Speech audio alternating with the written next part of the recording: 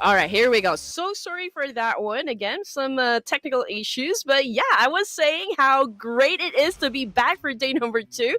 Again, my name is Red Queen together with Torx in the booth. And we are heading straight into day number 2 of the Esports Association of Nepal PUBG Mobile Asian Championship. You know, it's a mouthful, but it's okay. So yesterday we saw dominance, a little bit of desperation, and a pure chaos, of course, unfold. But today, I think it's all about control and survival. What do you think, Torix?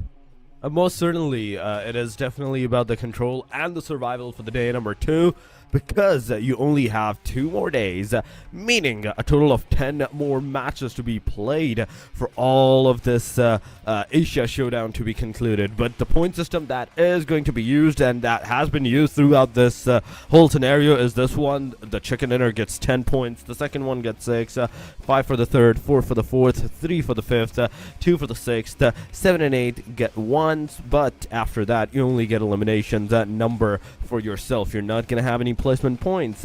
Talking about yesterday's performance, yes, they were like super amazing.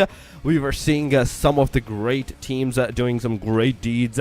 Some were consistent, some were getting some chicken dinners, multiple chicken dinners, and it's all happening for this prize pool right here, a total of 1 million Nepali rupees. And also, let's not forget about the fact that we do have an individual prize to give away to our most valuable player for the entirety of this tournament. That is why players slash warriors are really stepping up their gameplay. They're the clutch masters, you know, the ones who really make the crowd roar.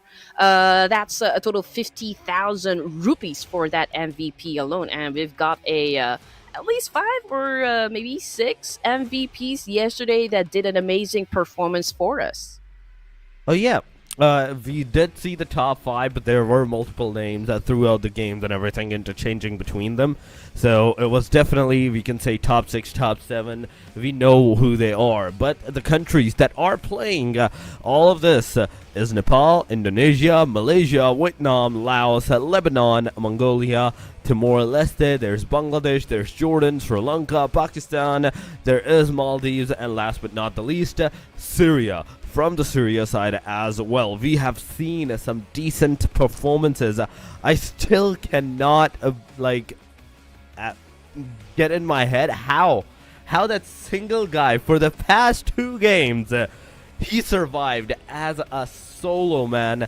That was an amazing job from the Syrian. Because of that, they are still like somewhat in the 16 points in total on the hashtag number 12 leaderboard. Not a great position, but still, it's day number 2, and you will still have a decent amount of chance for the next 5 matches that you're gonna play today to like cement yourself maybe into the first chart at least. Yeah, and of course, we're just going to point out the obvious. Indonesia is still running the show here, Torix, with a crushing 76 points here. But the catch, Pakistan is definitely on a hunt. They're trying to hunt down the top spot with 58 points. So that's straight up aggression right there. So what Pakistan needs is actually the right game to be able to flip the script here up against Indonesia. And of course, there's the Nepal, 3 teams, 1 nation, 1 goal. We've got the red, blue, and the white. So if we're going to be talking about how red actually managed to play yesterday's 5 matches, they're like wrecking balls, to be honest. Eliminations above everything. We also got the blue. They were all about steady placement, but at some point, I think they will have to take risk. They will have to take their aggression up a notch. And of course, the white.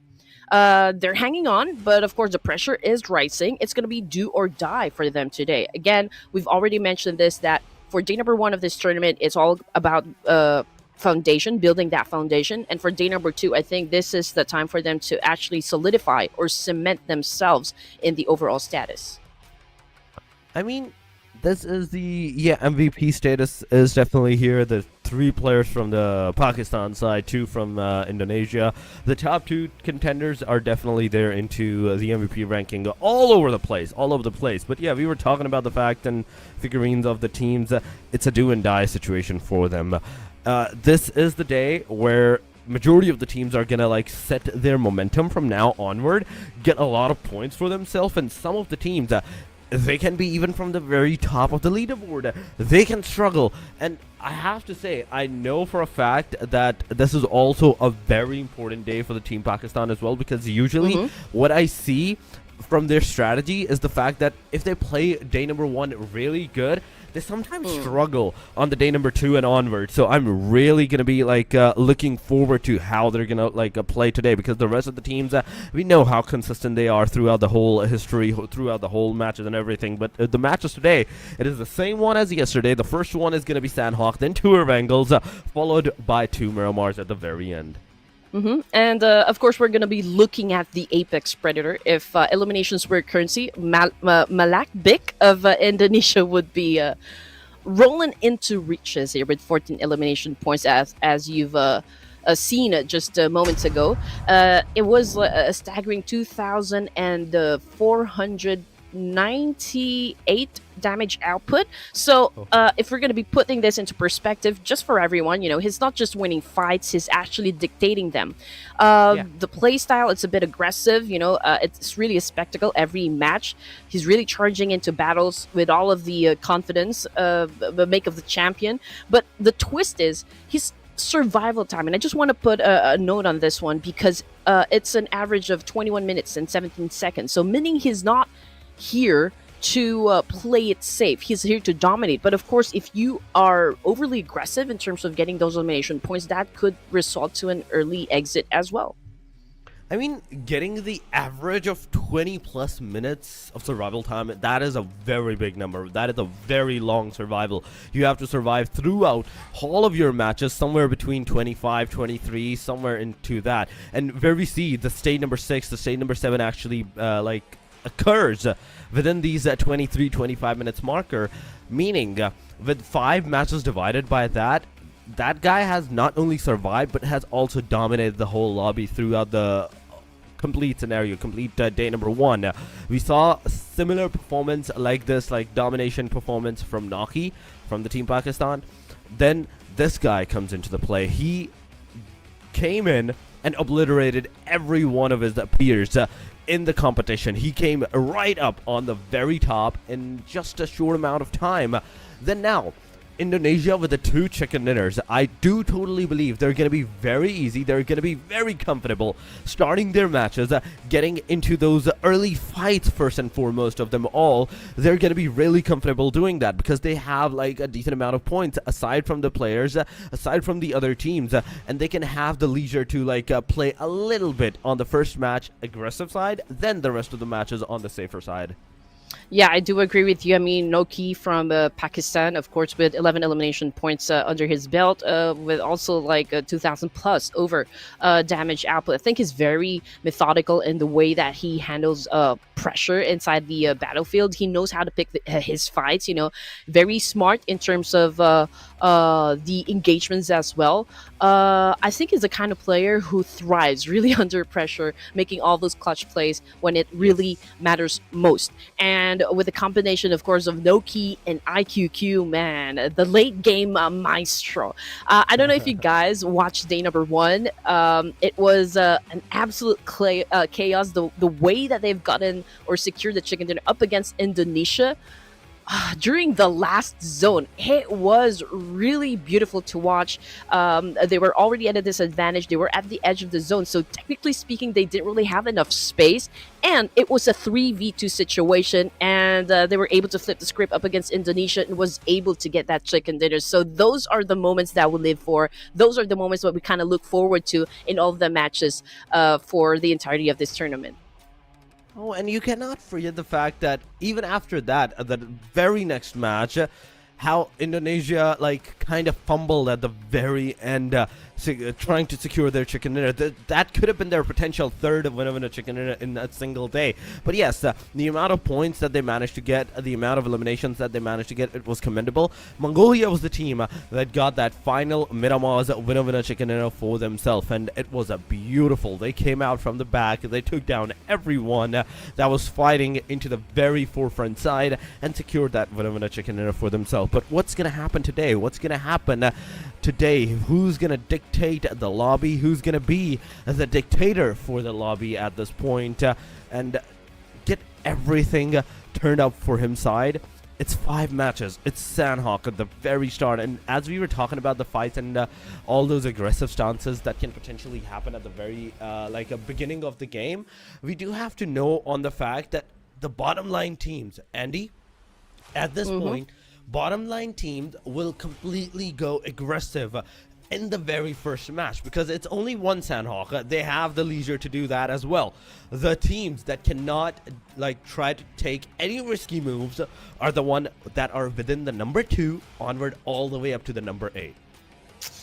Yes, exactly. I think what we need to, or like what we can expect for day number 2 of this tournament is that the rivalry between Indonesia and Pakistan will definitely intensify. At the top of the MVP rankings, it's Indonesia versus Pakistan. It's a battle of aggression versus endurance.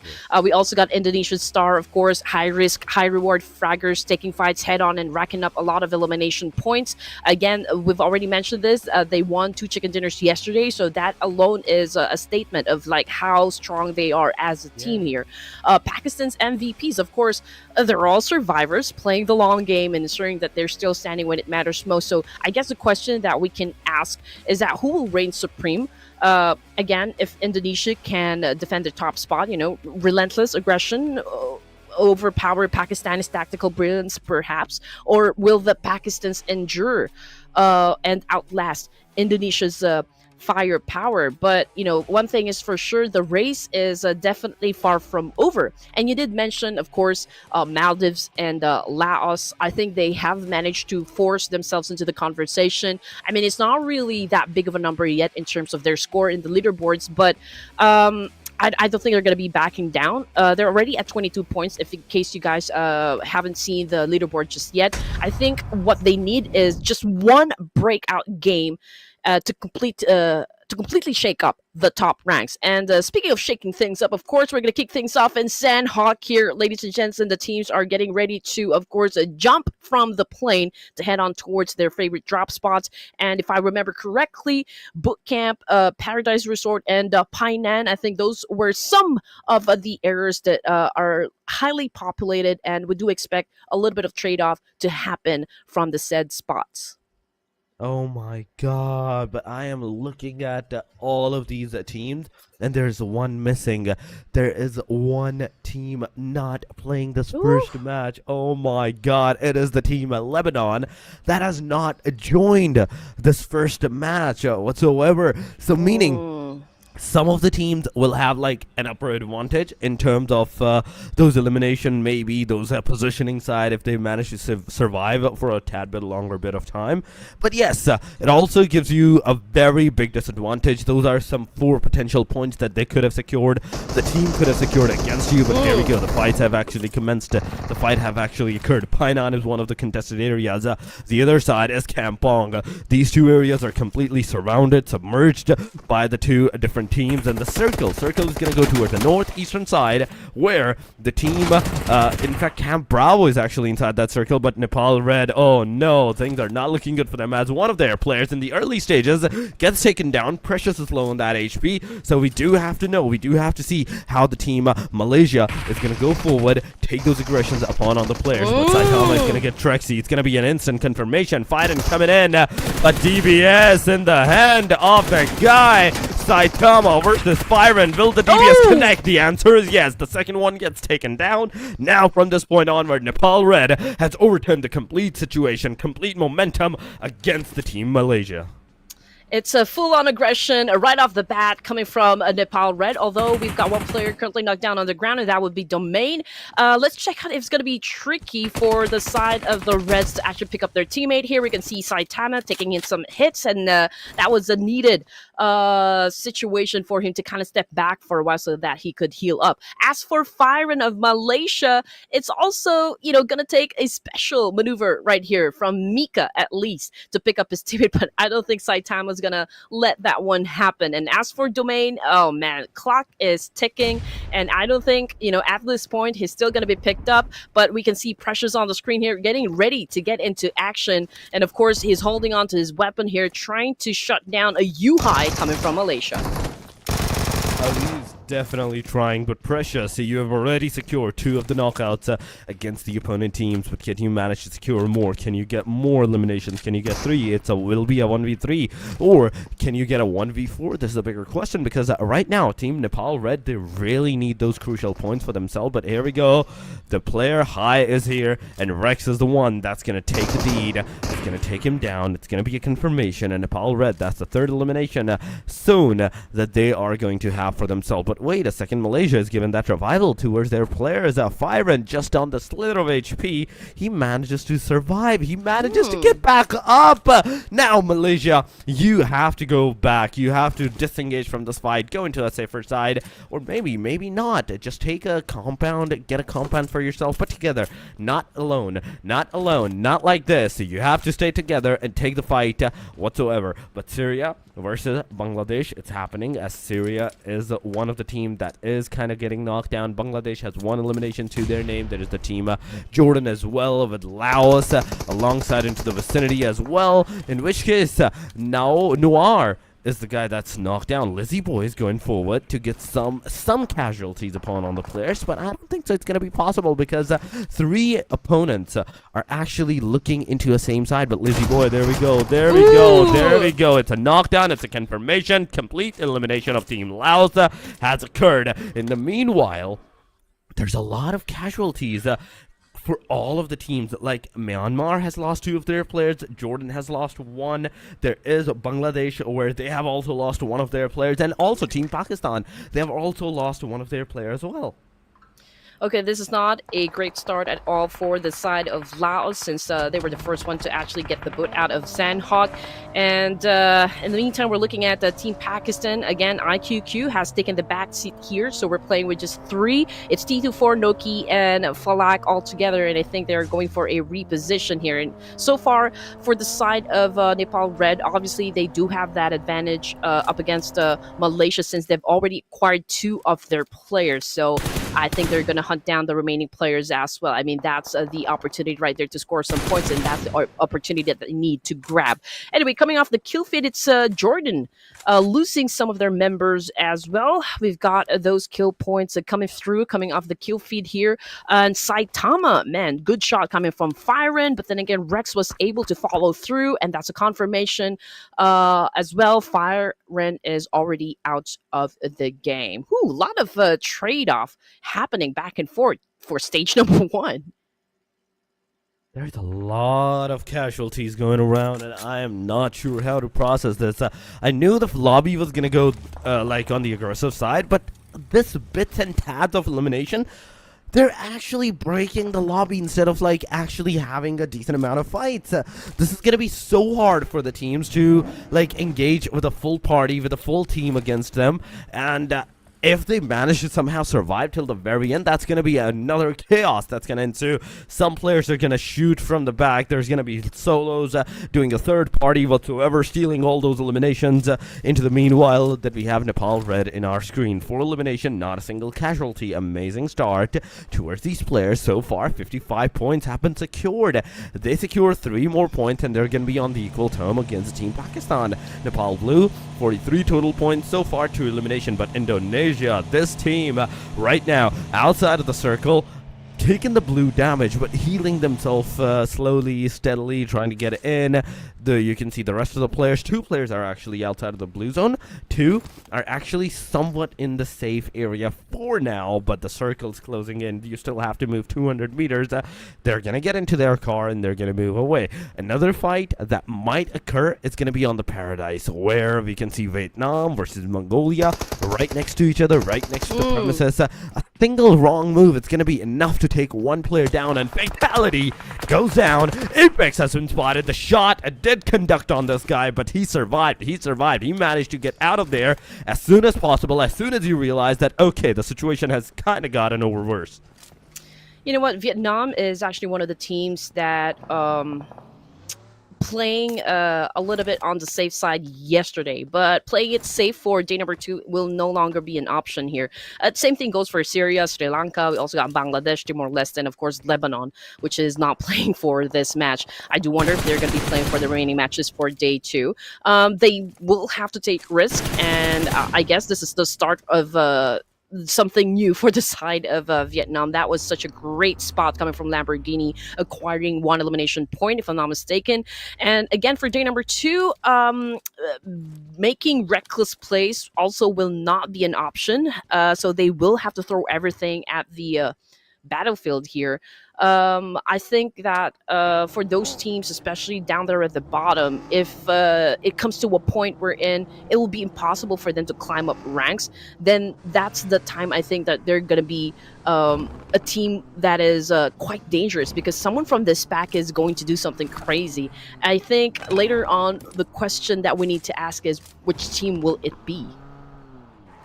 I mean, this is the bigger question. Which team will it be? Which team will dictate the whole flow of the lobby at this point? And we will not know it, because this is just the state number 2. We still have to wait for a very long time. It's only 8 minutes. There's only like 2-3 teams maybe that got eliminated. We started with 15 teams, and now we do have to see how the rest of these 13 teams, in fact, they're going to play the match. Laos has been eliminated. Myanmar has been eliminated. Jordan's down to the last 2 players. Nepal, White, talking about this team, they were kind of on the, I would say, a really good pace side, but they still need a decent amount of points in every game if they want to like have a number 2, number 3 position, or maybe even a number 1 position for themselves. This day is going to be super important for every single one of these teams, whether it's the top teams, whether it's the bottom team, because this is a day where majority of the teams are going to like overturn for the better or for the worse. They're going to change their strategies. They're going to change their momentum. The teams that were kind of going on the slow pace on the day number 1, they're going to go for the fast pace. They might try, they might not. Some teams that even if the fast pace did work out for them, they might not do it today. So it's all these mix and matches, because everyone has a clear sight of what the team is capable of and how the teams are actually playing in this tournament.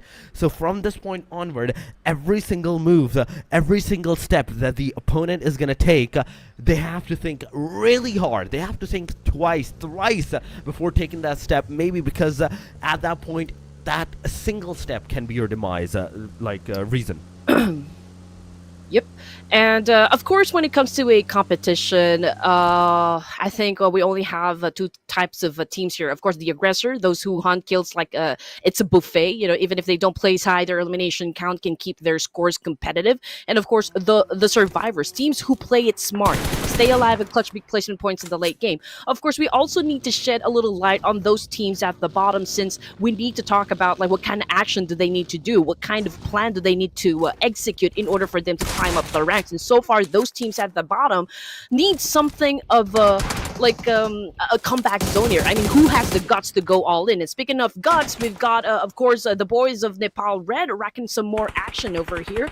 We got Rex bagging 3 of out of those 4 kill points, and the kill feed definitely sliding up. But Nepal Red, even if they're already tanking the blue here, they're on a mission still to get some more points. And it's not a simple battle here, because they are going up against Nepal Blue once again. And that was such a great shot coming from Saitama, releasing another haymaker, putting down Giante on the floor. Oh my god.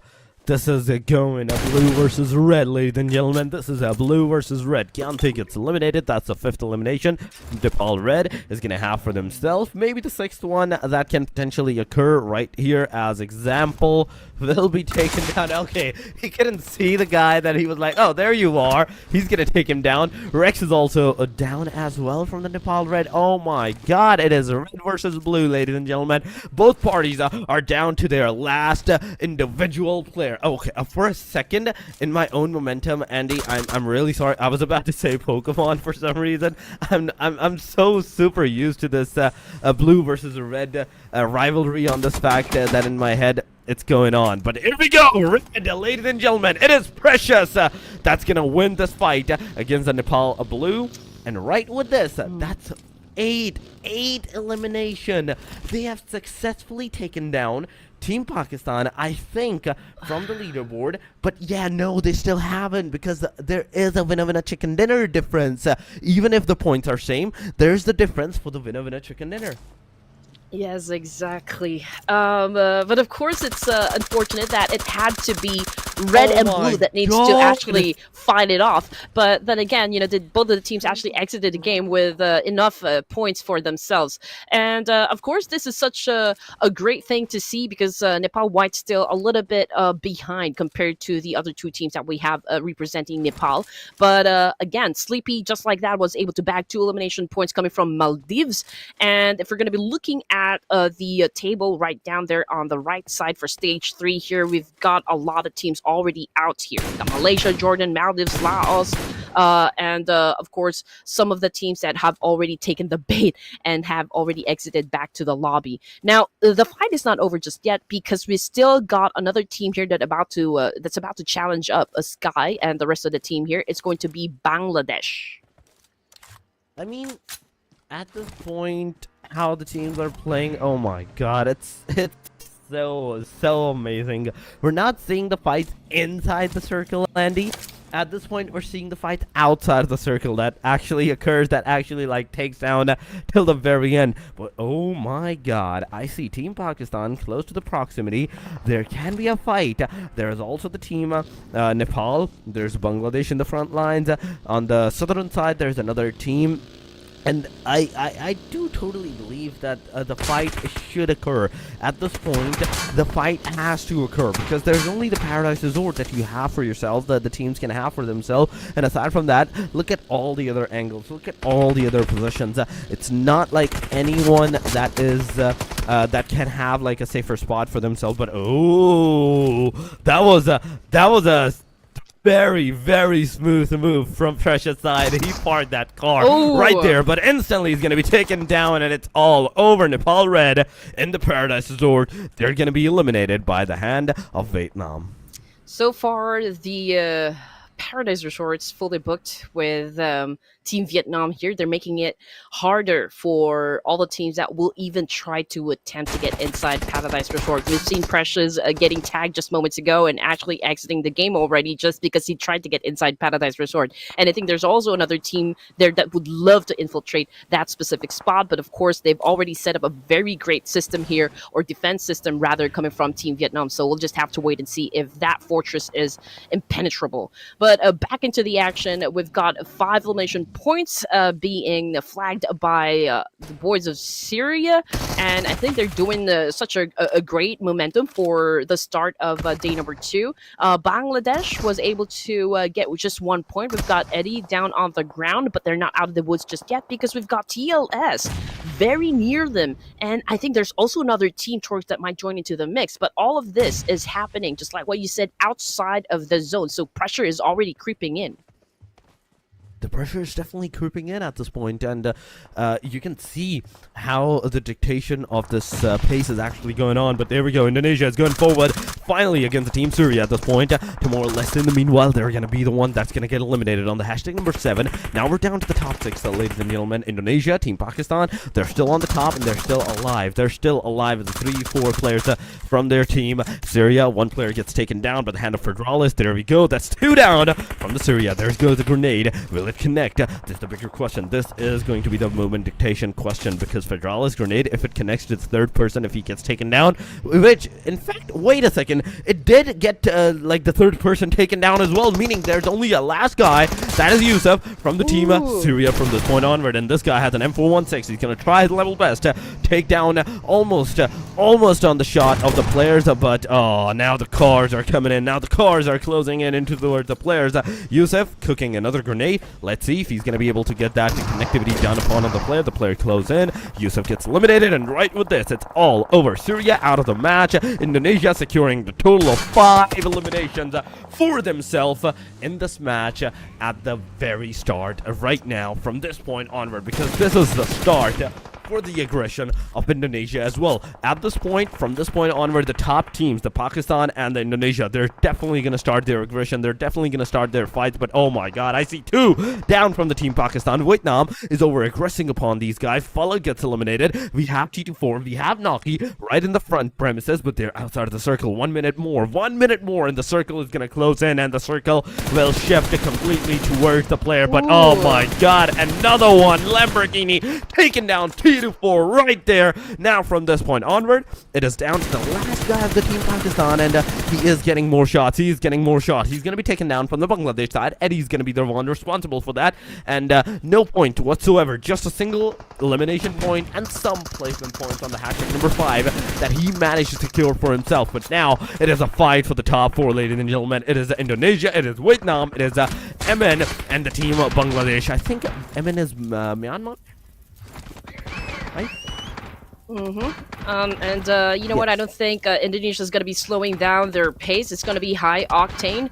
I think for the rest of the matches that we're going to have for this evening. And now we're down to just 4 teams for stage number 5 with 15 seconds on the clock here before we hit stage 6. Right now we're looking at the Bangladeshi team. Of course, yesterday it wasn't such a great streak for this team, but so far so good for the first match today. I mean, they've already bagged 5 elimination points, so I guess that is quite a strong start for Team Bangladesh. It's about time for them to kind of pick up the pace here, but it's going to be a hard one for now, because I think they're about to have a conflict up against Indonesia. And what makes it worse is the fact that they are sandwiched in between Indonesia and Team Vietnam, who has, of course, taken over a portion of Paradise Resort. And, of course, the circle is already small, so it's already crowded at this point. I mean, the circle, how the circle is crowded, I don't think it's possible at this point, because the circle, I do believe that every single team, they can easily get inside that circle.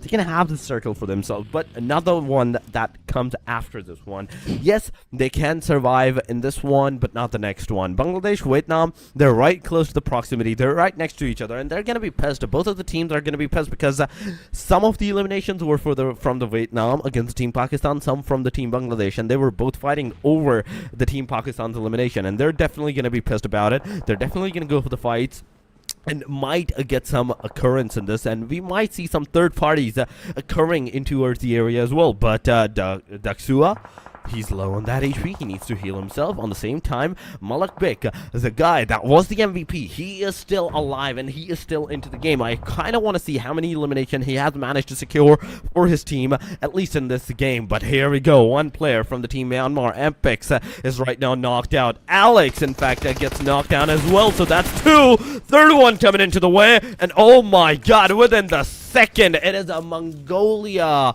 that has been eliminated right from there. No, this is not looking good. This is not looking good for the Indonesia, as well as one player, Lamborghini, is taking him down. And now from this point onward, it is a 3 versus 4 versus 3, in fact. But that confirmation, this is going to take you, this is going to cost you your life. And Ferralis, beautifully done. 9 elimination for the team. It is an amazing start once again for the Indonesia. And if you remember correctly, Andy, even the first match of the day number 1, that was for the Indonesia as well. They started their match with the winner chicken dinner. Once again, in the Sanhok, they're showing their aggression and their momentum that, okay, Sanhok is specifically made for their winner chicken dinner. You know, the reason why I said that the circle is already crowded is the fact that we had like 15, 16 players moments ago, and they're already running out of option for cover. So you cannot really just spread out there in the open and kind of expose yourselves to all teams that are still participating in the lobby. So you need to be able to take a great vantage point, a great spot to be able to protect yourself and defend yourselves accordingly. But now that we're down to just 3 teams remaining for stage 8 here, this is going to be a great Mexican standoff for now, since everyone is not still pressured to move forward, just because, you know, we still got a little space to work with. But Team Vietnam definitely is being aggressive over here. They do have the chance to score that chicken dinner. They will try, of course, to do that zone control, but Indonesia is still here. They are so far the strongest contender that we have in this tournament, and they're racking up points here, going up against Team Vietnam. And I think, you know, these two teams were going to go for the battle first before they head on to the third team remaining here for match number one, day 2 of this tournament. And of course, mistakes. They don't have room for tournaments like this one, but Federal is already down on the ground. But let's see if they can still flip the script here up against Team Vietnam. Who's going to win the first chicken dinner here in Sanhok? Oh my god, what is going on? What has happened in a single split second? Team Indonesia, the way that they had the momentum all for themselves, it's completely gone, and they have been eliminated, ladies and gentlemen. They have been eliminated. We have Bangladesh, we have Vietnam right next to the proximity. Bat Machine has been taken down. Mad Machine has been taken away. Bangladesh gets eliminated, and it's a Vietnam that's gonna have the winner of the chicken dinner for themselves. The chances were so good for the Indonesia once again to secure the winner of the chicken dinner, but no, it is a Vietnam, ladies and gentlemen. It is Vietnam that's gonna have the winner chicken dinner. And the amount of points that they're gonna have, the amount of elimination that they managed to secure is a decent one as well on top of that, because not only we were seeing them fight throughout the whole journey, we were seeing them survive as well. They were doing a very amazing job, and that amazing job has led up to this moment where they're gonna have the winner chicken dinner for themselves. And even on top of that, we have Lamborghini, ladies and gentlemen, as the MVP. 2 elimination, 880 damage, 85 healing done, 130 meter is the longest elimination that this guy has done, and 28.57% of the contribution for the team. I think that Vietnam's victory right now opens a door for other teams lurking just behind Indonesia. Again, if we're going to be putting a spotlight onto like Pakistan, Nepal, red, blue, they all see that giant can bleed.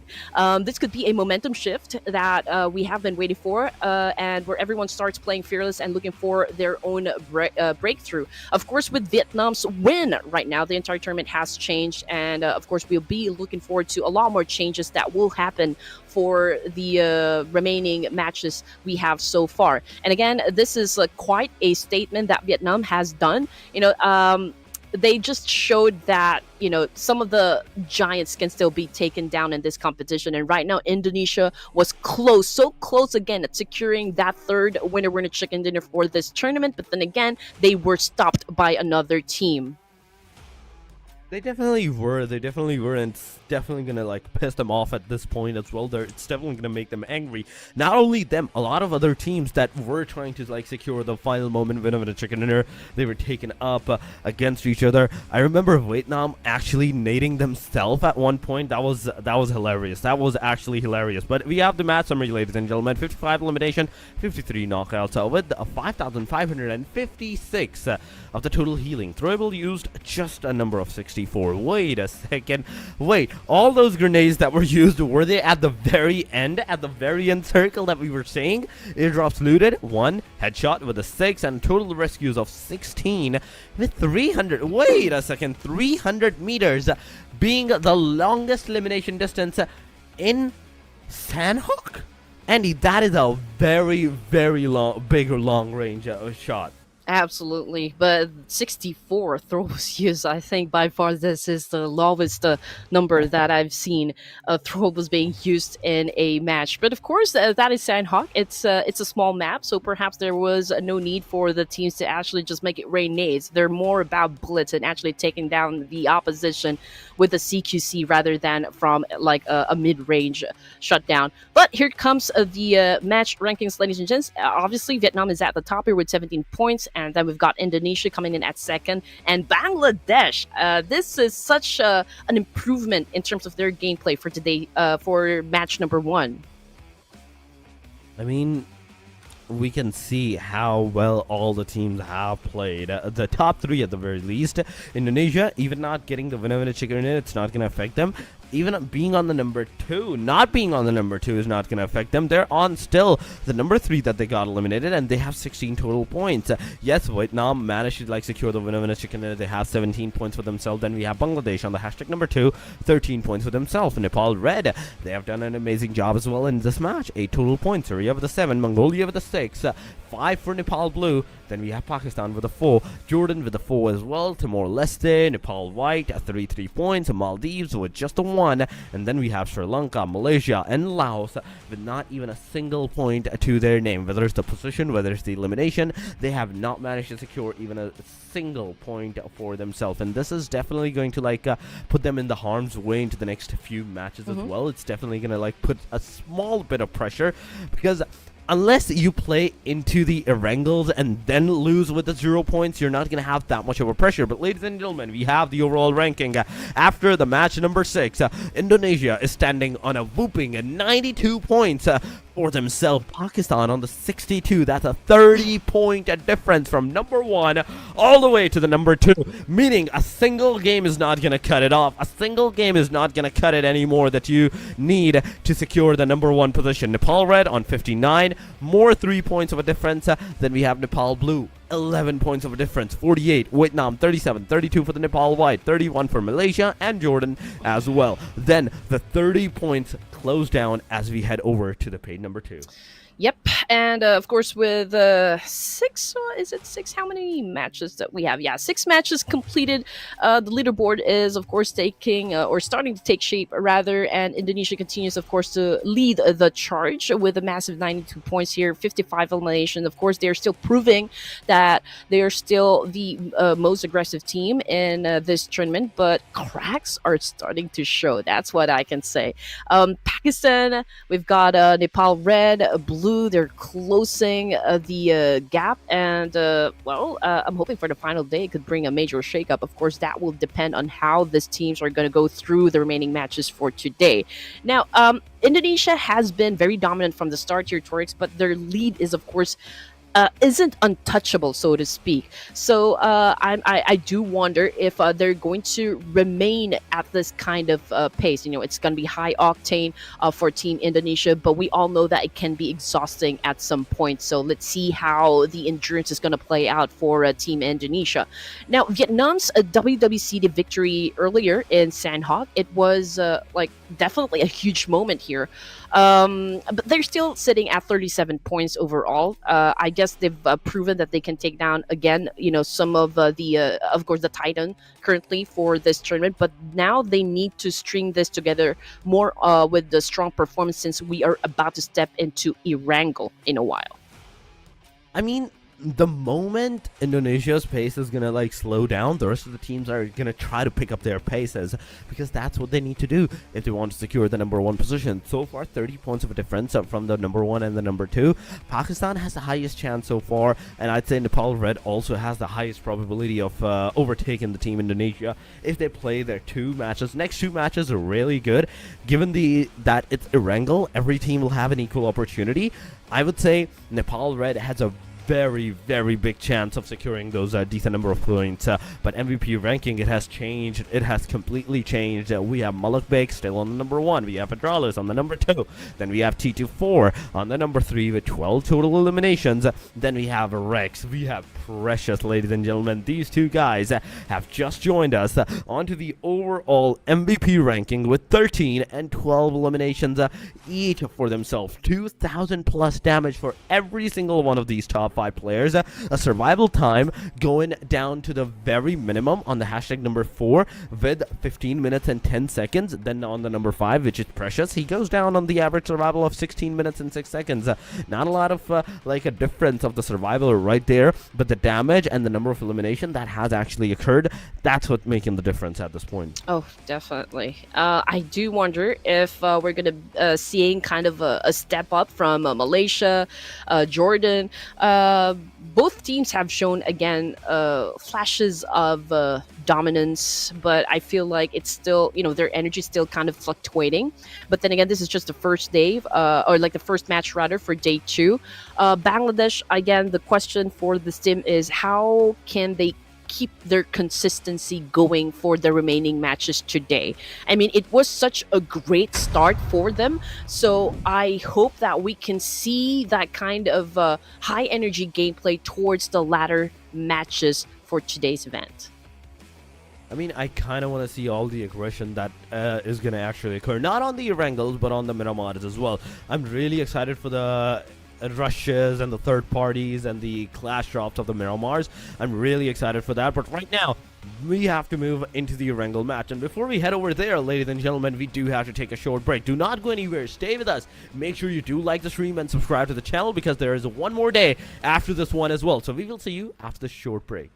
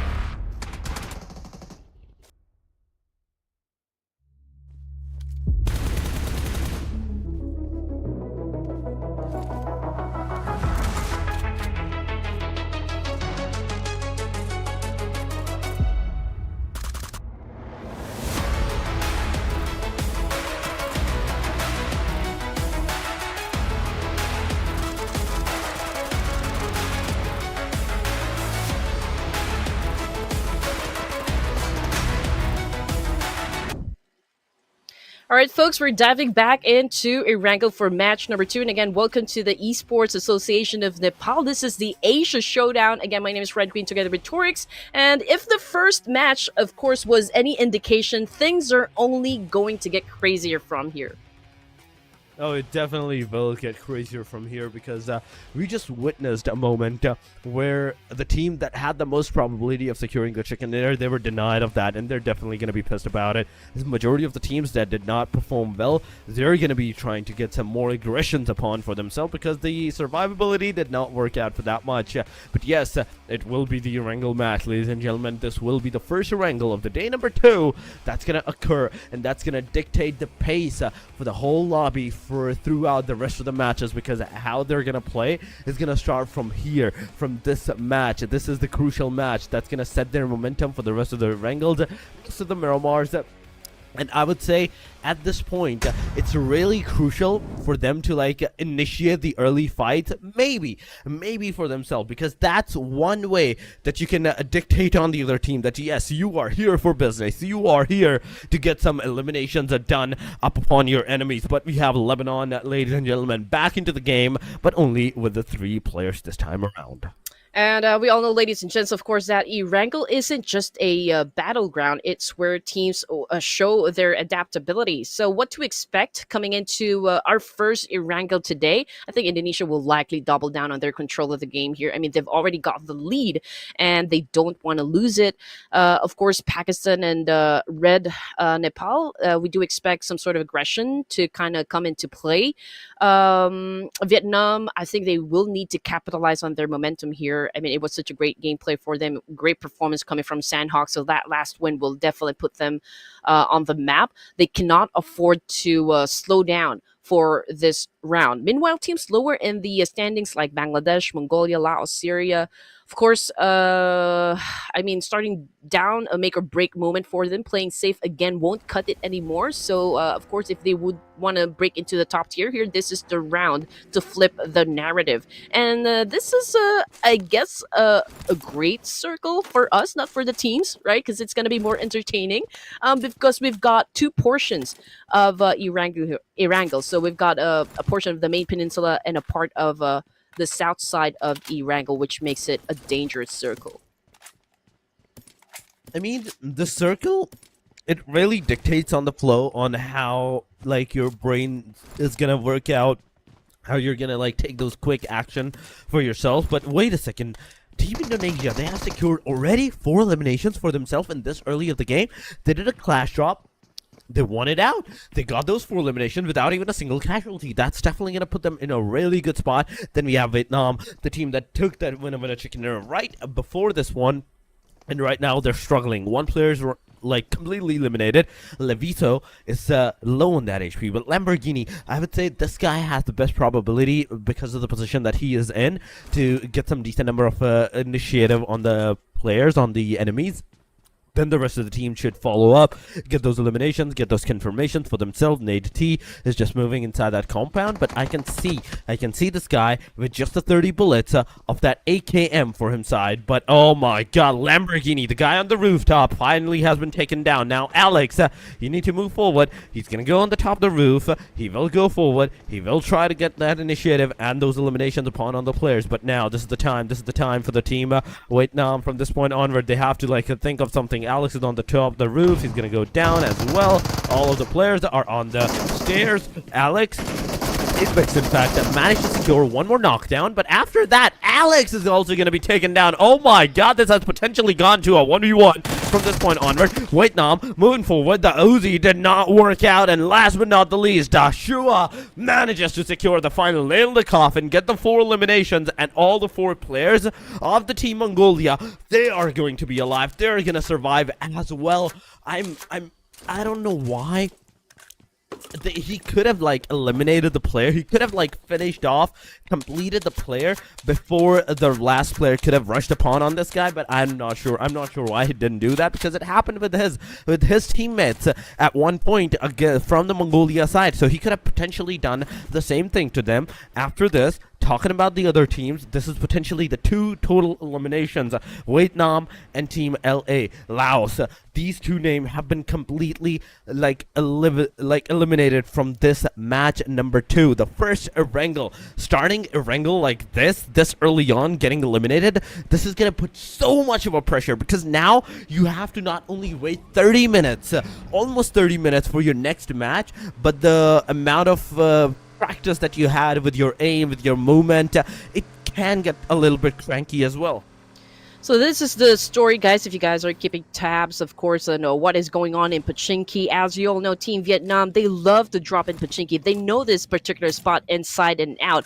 But it's a different story for ESAN today, for this Asia Showdown, just because Mongolia had already obliterated them 3 times in Pochinki. They weren't able to defend this spot up against Mongolia, so maybe it's time for Team Vietnam to change their drop spot in terms of like having the fight in Erangel. But of course, that would be an even bigger story, because if they do pick another drop location for Erangel, that means that they are already giving up on winning the fight in Pochinki area. But of course, if they continue on losing fight at the beginning of Erangel, then eventually it will definitely take a toll on them.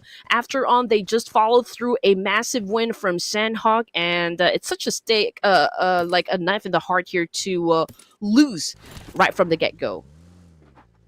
I mean, losing right from the get-go, we already talked about it. It's a really difficult position for the teams, for the players individually, and their performance as well for the next games as well. It definitely dictates a slower pace for the next games. But right now, Lebanon, the team that did not join the match number 1, they're finally into the game, ladies and gentlemen, and as a 3 players, Easy, Wade, and Fadel. These are the names that will try to secure as much points as possible. So far, they're at the very bottom of the chart with just the 8 total points. They're not even on the double-digit points. TLS, they managed to secure the double-digit points just before this match as well. They got on that number 12 points for themselves overall. There's Sri Lanka with 15. The bottom line, Laos, they were on the number 22 points for themselves. So all these bottom line teams, they need to dictate themselves, and they have to go for a really, really aggressive start if they want to have any decent amount of chance to secure position, because you don't have a lot of matches even for yourself. You only have a couple of matches, 9 matches in total, and comparing this match, counting this match as well. But the S12K from the right side is going to take him down. Team Indonesia is going to lose their players, and oh my god, the team that is on the hashtag number the number 1, they might be that one team that might face a lot of casualties. That's the second one down.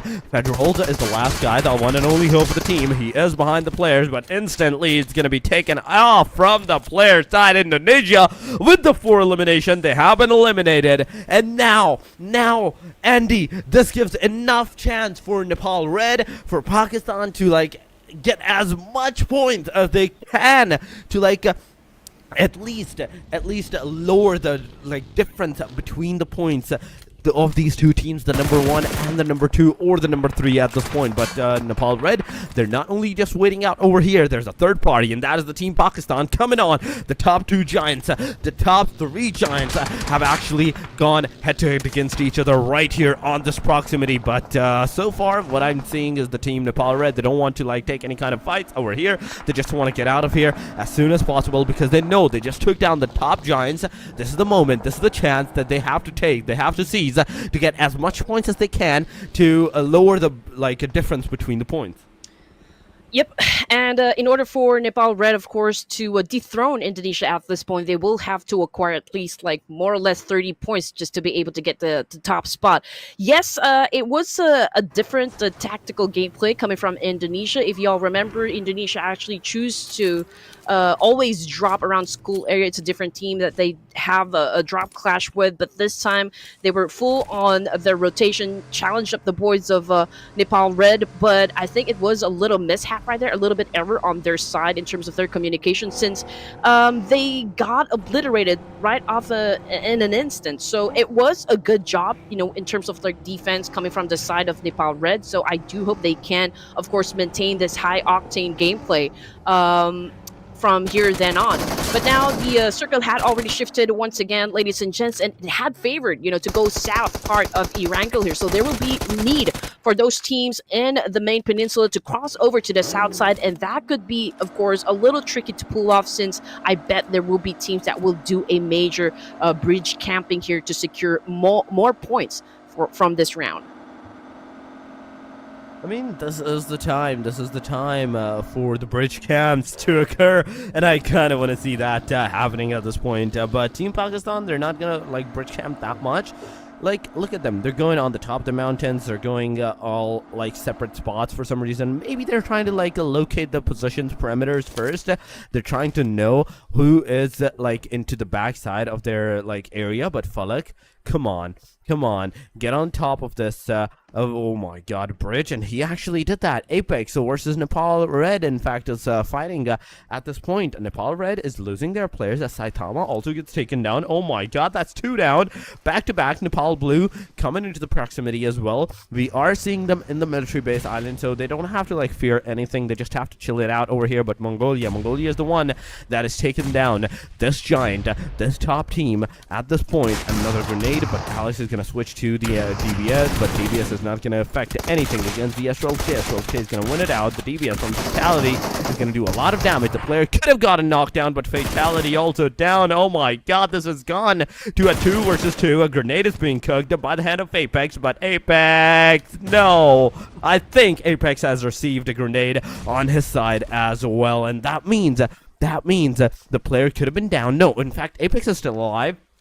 Precious is trying to heal himself back to 75% HP. It is. He is the last guy. Apex is the final hope. And now he is up against the 3 players of these giants. Nepal Red is going to instantly obliterate this situation. Mongolia is going to be out. And with 9 elimination, Team Nepal Red with beautiful points to their name. They are here on business. Oh my goodness. Obviously, they are dictating the pace of the game here. 9 elimination points for just stage 2 here in Erangel. Hopefully, we can see this kind of energy up to the latter stages of the game here, since Saitama had already been sent back to the lobby. So 3 manpower for the side of Nepal Red. Let's see how well they're going to be doing in this round. So far, we're looking at Pakistan. Of course, they do have the opportunity as well to assume a lot of points here, just because they are staying onto the west side bridge here, going through Sosnovka military base. Right inside the military base, we've got, of course, Ragnarok and the rest of the team here. But of course, before we jump into that, we've got White, or Team White of the Nepal, securing 1 point for the team here. I don't exactly know where they are, but I'm pretty sure that they are already headed towards the south part area of Erangel. We're looking at 12 teams remaining here with 42 players still inside. Oh my god. There's still 12 teams. That is one thing that I can definitely see, that these 12 teams will have a really, really good advantage against each other at this point. Lebanon is another team that is right now at the very end of the proximity, and they have to like jump in the water. They have to go in the circle that's 300 meters away from them. But oh my god, Fatal, he's being pushed upon. He's gonna have the DAB. In fact, 1987, the pump action in his hand. In the meanwhile, Sky is gonna be taken down. Nepal White is kind of struggling as Easy is low on that HP. The player has not only healed himself back to the 75% HP, but he managed to, like, so far survive at this point. The grenade is going to come down. Haitami is not going to receive that grenade. The grenade actually overshooted at that point. Got overshot. Jiggle going forward. Now with the DBS in hand, it's a DBS versus the Scar L at this point. But Sleepy is going to make Easy sleep at this point. Lebanon out of the match. That's 3 points for Nepal White as well. Slowly but steadily, this team is actually gathering more and more points for themselves, but they're still not in the top 5 overall as well. They're still on the hashtag number 6. They still have a lot to do. Team Bangladesh, Team Malaysia, right next to each other in the proximity of the ferry piers, and I do love a ferry piers. After yesterday's matches, I do love me a ferry pier, but wait, what is this ghost car? Why is it moving? Why is it going forward? Come on, Trixie, get in your car. Make sure that the car is not going toward your enemies. What is going on with this? You know what, Nepal White actually started the game with only 29 points before we step into day number 2 here, so we're still kind of checking, since Haitami is a new addition to the team. We're trying to check, like, how is it impacting the overall gameplay coming from Nepal White. But anyway, a lot of trade-offs have been happening right in the bridge area. We've got Sri Lanka and a couple of boys coming from Syria right here, and Mini on the screen just making sure that he protects his comrades with that massive spray up against that player, but unfortunately he overextended his peak close enough for Yusuf to actually shut him down from that angle and from that distance. And Syria has now a chance to pick up their teammates and, of course, survive up until the latter stage of the game here. And as for Bangladesh, Eddie, he just got taken down, not by a player, but by the blue zone. But I think before he exited the game, I think he was able to score a point for himself. He did. So far it is. Oh, wait a second. Bangladesh has also been eliminated by the hand of Malaysia. Wait a second. This is not looking good for majority of the teams. And those teams that are kind of like on the second chart pages, they are struggling. But Pakistan, I'm not sure why, but nobody seems to be coming from this bridge side. The moment Team Pakistan is camping this, they're holding this bridge down, nobody seems to be moving away from this bridge. Either they're all on the waters, or there's all like the teams that are on the main island. But we have Myanmar in the front line, Nepal red. They might have a possibility of taking down this team. Oh, there we go. Mika, he spotted. The guy was spotted. The headshot connected. The player got instantly taken down. And just look at the like chunk of HP being depleted upon. Now, there is no way that you can survive for a longer bit of time on this island. You have to go. You have to find some vehicles. You have to find some boats. Any jet ski that you can possibly find. Get out of there as soon as possible. Maybe get some eliminations for yourself. Yes, that is true. But there we go. He's going to have as much heal as possible. That's one first aid kit. Finally, he has found. He's going to heal himself now. From this point onward, will he be able to survive? This is the bigger question, because the player's moving on. He knows that he's not going to survive, so he might as well take down the player that has crossed the bridge. He takes him down. It will be almost a confirmation. Oh my god, barely missed on the confirmation side, and there's no way that Rex is going to be able to like heal himself from this point onward. And now his only chance is hoping that this boat actually explode. The player gets eliminated, and that has not occurred. The player gets eliminated from the backside by the hand of Team Pakistan. That's the third elimination that they can have. Malaysia has been eliminated.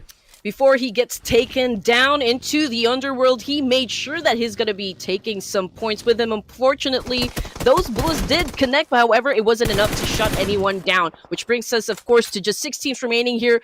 Sleepy, that's the confirmation coming through. He just got taken out by Killer Whitey coming from Nepal Blue, ladies and gents. And again, it has been a steady pace for Nepal Blue. They are not shaken by any pressure whatsoever coming into day 2 of this tournament. It's still the same formula for them. 4 elimination points, rather, coming into stage number 4. Let's see if they can finally score a chicken dinner to get that cherry on top. But anyway, example, I think they're still talking about, like, okay, how are we going to approach this one? Are we going to spread out entirely onto the map here? We're going to stick it to the edge of the circle, but of course they need to establish a very good communication here to go through all the challenges to secure that chicken dinner. In the meantime, inside military base, we've got, of course, a team camping right down there smack in the middle, but Pakistan already got a whiff of their location. We can see IQQ doing a little bit of spray up against the opposition, but of course bullets are not connecting just yet. Oh my god. The bullets are not connecting, but look at the circle. Circle has gone to the military base. Who would have thought? Who would have expected the circle to like take a shift on this position? Gyante close to the proximity of Falak. Falak and Gyante can actually get into the fight. There is Elias as well that can take the fight, maybe into the mid-ranges sector, because he is in the C buildings. He can potentially look at all the premises, all the potential areas that the team actually needs to like spot down the players and everything. But Maldives, so far it is just the 2 players. That is Orpheus, that is Admiral, and these 2 guys, it's everything residing onto these guys. They don't have to like do anything. They just have to chill it out over here for a tad bit longer bit of time, because this is stage number 5 and that is closing in. But then the 1 maybe 2 minutes marker, 2 minutes and 30 seconds, but there we go. Pakistan, Falak, Delta has been spotted. There is the Killer YT's car sound as well. And Falak, you have to make sure that your car is not into the proximity where it can be exploded. So being to a safer side. And oh my god, did he just listen to me? Did he just listen? And he was like, okay, let me go close, let me see where the enemies are, and then we will take that shot upon on these players. Falak has spotted successfully where the enemies are. They're in the compounds, and now you have 5 grenades. You have 5 throwables in your hand. You can potentially use them to throw it. Just throw it in in the building, get those knockouts, get those elimination. But the one major thing, one major backstep for the Team Pakistan is the fact that one of their player is right now outside of the blue zone. He needs to get inside his car. He needs to get in the circle as soon as possible in the safe zone, and then hold a position against the Team Nepal Blue. Then you have the possibility of eliminating these guys, because at this point you're both going to be on the equilibrium term, on the equal footing outside of the circle, taking the damage and everything, and one shot can be the detrimental one that can potentially make you survive or get you eliminated. It wasn't a great start in Sanhok for Team Pakistan. They were at second place before we started the matches today, and they got taken over, of course, by Nepal Red. But since Nepal Red had already been taken out of the equation as well with 11 elimination points, I think this is the chance for Team Pakistan to reclaim their spot in the rankings. But this is not good news for the side of Pakistan, since we've got a couple of players down on the ground, and Ganta is about ready to take down T24, but of course a little hesitation with that nade. He switched to his Scarlet, but I think he's gonna go back into throwing that bomb up against T24. But can he be accurate? No name actually popped on the kill feed just yet, but I'm pretty sure that the rest of the team, they're keeping an eye onto the boys of Pakistan, of course, just making sure that they keep them at bay, and they do remain or they maybe have that advantage, of course, up against Team Pakistan, to just make sure that they will be a little difficult on their side to infiltrate the zone. I mean, infiltration is the one thing that the Team Pakistan needs to do if they want to take the fight against the Team Nepal Blue. But at the same time, Nepal Blue, now from this circle, we're gonna actually see if they're also gonna be the one of the team that needs to enter the circle as well or not. And the answer is yes. So far, what I can see, I do believe so that the Team Pakistan might be in the circle because of the position, because of the mini map. You can see the angle that they're shooting at. They're actually shooting inside of that circle, and the Team Pakistan, the position that they are in, it can be a potential location inside the circle as well. So far, it's 5 elimination for the Team Nepal Blue. IQ is going to take down Ragnarok right there. It's a knockdown, but not the confirmation. It's still not the confirmation, and there at the corner of the map, T24 on the one side, completely open, just a tree that is his cover. He needs to get in this car, but the car back tires are punctured. He can't get in the car. He can't move away from this here unscathed. He will get some shots. He will receive some of the damage from the random spray, from the fires, anything that can potentially harm this guy.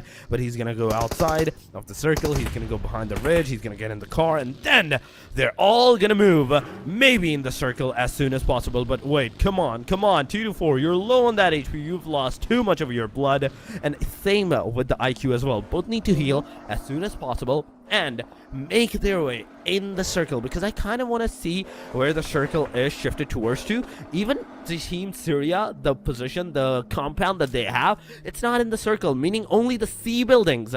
Only the C building is potentially in the circle right now. Getting down from that hill will definitely be a little tricky onto the side of Team Pakistan. Of course, Syria is right down there in the middle. It will be easy for them to kind of spot them down, running down from that hill. But anyway, we still got, of course, Team Blue. Still a complete squad here, which is always a huge advantage. Let's see if Team Pakistan will be able to pull off the chicken dinner without Falak. We only have 3 members here, of course, try and still make it happen for Team Pakistan. But of course, Nepal Blue, they can hear the gunshots. They know exactly where the opposition will be coming from, and it's either they get into the middle of the military base or take care of business first with Team Pakistan before they get inside the military base. So there's a lot of options here, but it's a good thing that IQQ is already inside. He spots the players coming from Nepal Blue, and now it's going to be even harder for Blue to actually descend from where they are staying right now. I mean, that's a knockdown coming up right there. Nepal Blue, down to the 3 players that they are. They're shooting at IQ. They're getting their shots connected on towards the players, but look at the TLS champ. Super close to the Team Pakistan. The backstab can be really detrimental for the guy, but there we go. Nepal Blue taking the fight against the Team JOR. Jordan. The team Jordan is kind of on the heavier artillery at this point. One player was kind of scattered away. He got taken down. It will be a confirmation in a short while. The tap fires. It's going to connect on the head. It's going to connect on the body. 2-4 in the meanwhile gets a knockdown, gets a confirmation, and Champ is going to be the guy that is responsible for that elimination as well. But now, as we're back into the top 5, we have TLS, we have Maldives, we have Jordan, we have Nepal Blue, and last but not the least, Team Pakistan. Ooh. The circle is going to go all the way towards the seaside buildings area. Oh my god. This is so like on the clever side for the circle that it's a majority of it is in the complete open. You are in the open, you stay out in the open. It's such a cheeky circle that whether you have the cars or not, you're gonna be in a very difficult position whatsoever. Jordan clever, he kind of did a clever move, but not clever enough. He has been spotted. The shots can definitely hit him, but another clever move that he smokes it out. He makes sure that he is surviving for now. The random sprays are not approaching the guy. He's still staying alive, but just look at this. This is the open area that we're talking about. This is the open field that we are talking about in the circle, that no one's gonna be like safe from this. I love the fact how Team Blue actually handled the situation. I mean, if you've seen the map feed just moments ago, Example was already onto the northern side here. They went on a split defense. Obviously, some of the team members coming from Team Blue was taking care of business up against the Team Pakistan, but they weren't really pushing. But Example was also keeping a close eye on those teams over to the right side of the circle and just getting all the information that they need so that they can gauge the situation and how they're going to approach, of course, the trade-off that's going to be happening in just a while. Coming off the kill feed, again, it was a clever shutdown coming from Nepal Blue, shutting, of course, one player from Jordan. And this is the importance of extracting those crucial information in terms of getting jobs done. I mean, they're not really pushing that hard, not aggressive in terms of kill points just yet, but getting the right knowledge on how to approach this type of battle is such a great display of skills and tactics coming from Nepal Blue. It is.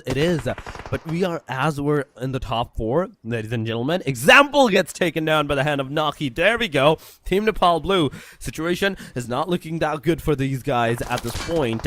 So far, it is the Team Maldives with the 0 elimination. We have Team Jordan with the 0 elimination as well. Alliance is right now knocked down. Clever was revived. And now they're fighting against the Team Nepal Blue as well. The shot on the Nepal Blue's Delta is definitely there. The damage has been done. The player with the tap fire, Naki, is trying his level best, but Delta is going to shut him off. No, this is not looking good, as right now, Team Pakistan, not only they're going to be outside of the circle, but oh my god, he's going to take down Orpheus. IQ is going to take down Orpheus, and everyone.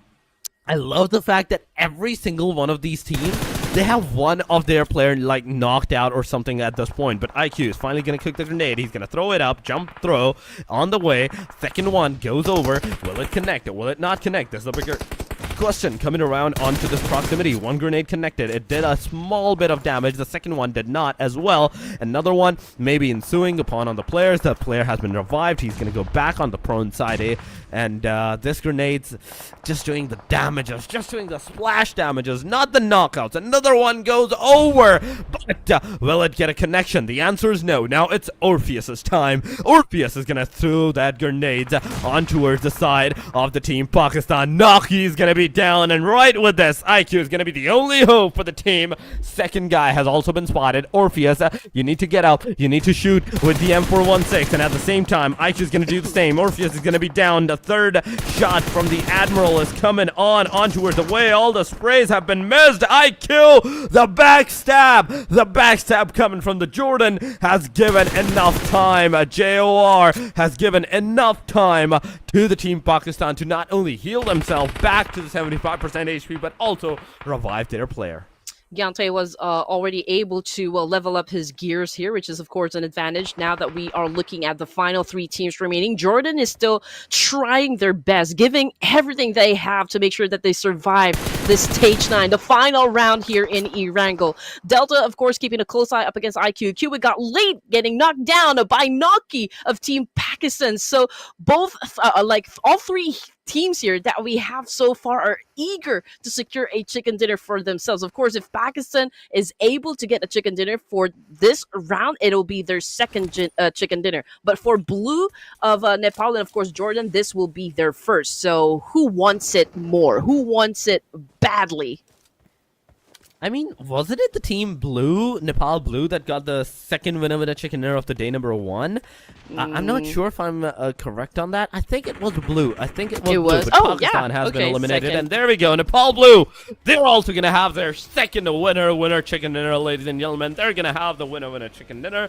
They took down the team Pakistan. They took down the team Jordan. And being on the number 1, they're going to have the 10 points for the winner chicken dinner for themselves. After that, it's all comes down to those elimination, in which case scenario I think they have some decent points, 8 maybe 9 eliminations for themselves and a total of 19 points. That's definitely gonna like help them a lot, because we saw them, they were super close to the team Nepal Red as well, and this is the jump that they actually need against the majority of the teams as well to secure some of the major points.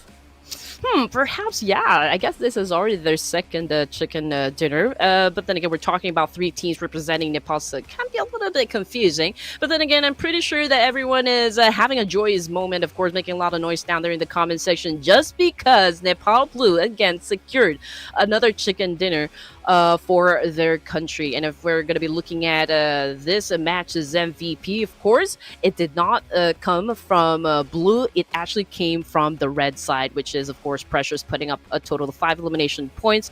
And, okay, more or less like 45% of team contribution, which is, of course, a lot. 384 healing done. And when it comes to, of course, the damage, it's a total of 770, which is, of course, an incredible number so far.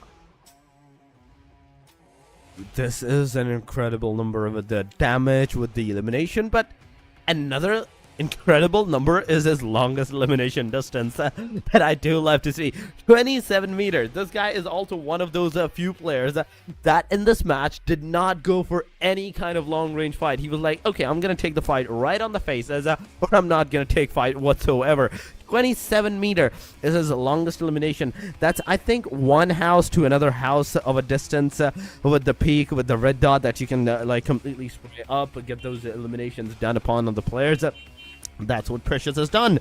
45% of the contribution for the teams. Talking about the headshot ratios and everything, it is 28.57 on the heads, 57.14 on the bodies, and 14.29% on the leg that he has shot up on for his team at this point. Everyone that got in his way, he was 28% shooting on their heads. I think that's one shot on the head, the rest of them on the body, on the legs.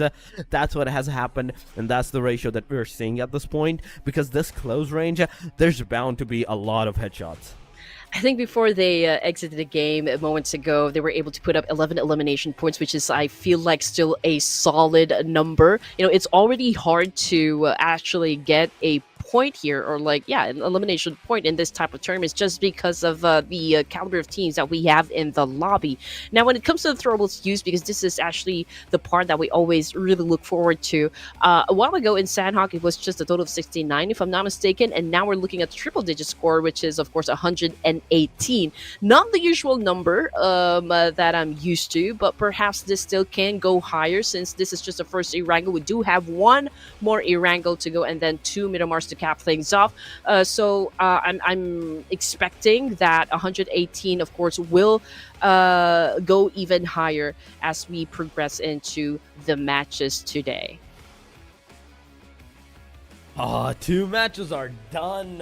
They are done, ladies and gentlemen. 19 points for the Nepal Blue, 14 for the Pakistan. Then we have Nepal Red for 11, 8 for Jordan, 8 for Syria, and 5 for Mongolia. That's the first chart. The second one goes over to Maldives with 4, Timor-Leste 4, Nepal White, Malaysia, and Indonesia with the 4 as well. Then we have Sri Lanka with 2, Bangladesh with 1, Lebanon, Vietnam, and Laos with 0 points whatsoever. These are the 3 names that got early eliminated. We saw them, and from that point onward, now from this angle, we can definitely see that, okay, some of these teams need a lot of work. Some of them, they're keeping the consistency up, and in the overall ranking, as they will be going up and down on towards their momentum and their ranking into the overall leaderboard. That's gonna dictate whether they need to play it out on the safe side, a slow pace start, or they need a complete aggression, because right now a complete aggression is really needed for those who wants to take those fights and get the number 1 position for themselves. Indonesia 96, Pakistan 76, meaning once again it's a 20 points of a difference. Yesterday it was 18 when we started today's matches. Now it's 20 points. So meaning Indonesia has secured 2 extra points more than Pakistan. Then we have Nepal Red. They have secured 70 points. And that difference against the team Pakistan, that was I think 8 points, 9 points. It has come down to just a measly 6 points. Oh, yes, and at this point, I think Indonesia was able to create a little gap, but of course, they shouldn't feel comfortable with this number. It is still possible for Pakistan as well as red and blue here to kind of make up for the points to try and catch up with them. But yeah, they're keeping, of course, their grip on the competition with 96 points here, and their ability to combine high eliminations with solid placement definitely has kept them untouchable for now. Okay, we're gonna highlight that for now. But with just 1 day left, of course, and just more matches for this evening, I'm pretty sure that they're going to continue on stepping onto the gas just to make sure that they maintain their lead in the overalls. But when it comes to those players, of course, that stood out the most for this match, it is still, of course, Malak Beek at the top spot, followed by Precious coming from Nepal, and then Federalis still part of the roster. We got T24 and IQQ representing Pakistan. So, yesterday, it was at least 3 players from Pakistan that are part of the MVP ranking. So I think the newly added player would be, of course, Precious of Nepal. It definitely will be. It definitely will be at this point. But talking about all the facts and figurines, it is 2 players, once again, from the team Pakistan that has made their way up into the ranking. Yes, even though they are kind of struggling into the very end of the areas, we can still see Malak Beek. He has not budged from the number 1 position. He is still there. 18 points, 32.98 of the total damage. Precious, he has came up. He was on the, I think at the very ends, number 4 and number 5. And within this match, because of how they played it out, they got on the hashtag number 2. Then we have Adralis, 17 points as well, 17 eliminations. Then we have T24 with 14 and IQ with 14. Yesterday, this team Pakistan had 11 eliminations for the 3 players, and now 2 of them has 14. But these 2 matches are concluded. These 2 matches have been done and dusted. Now, the second Erangel remains, and the 2 Miramars that are on its way as well for the players, for the teams that will happen. So, another Erangel coming up instantly means, Andy, that right now, whatever went wrong in this Erangel for a majority of the teams, like Indonesia, for example, they're definitely going to be trying to amend that. Oh, yes. And of course, after the WWCD Shocker, Vietnam, I'm looking forward to see if there's going to be a change in their drop location, or are they still going to continue to drop in Erangel and challenge up Team Mongolia and take Pachinki for their own. But anyway, more action, of course, will be coming. Don't change or don't go anywhere else. We'll be right back after this.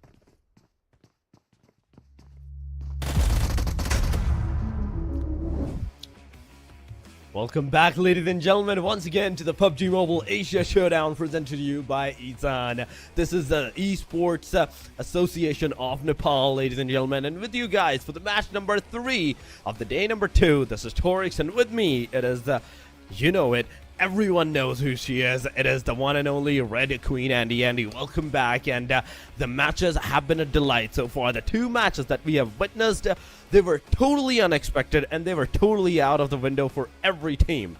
Yep, and at this point, Torix, in the tournament, we're past the trial phase. Teams know who the threats are and who's struggling and who's playing the long game. But the biggest question heading into this match is, how do you adapt under pressure? So let's see if Indonesia still holds the crown after this match. Of course, the lead that they were able to make in the overalls is not untouchable.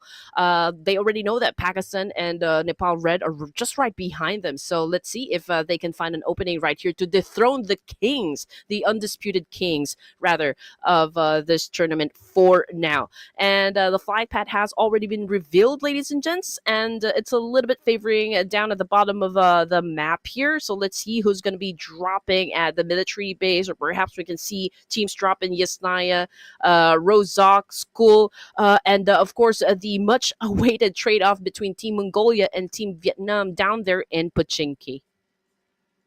Oh my god. It's kind of on the plain line that if the circle goes toward the northwestern side, oh my god, everyone's gonna struggle. Everyone's gonna struggle at that point. But you know who's gonna have fun? Us. You guys.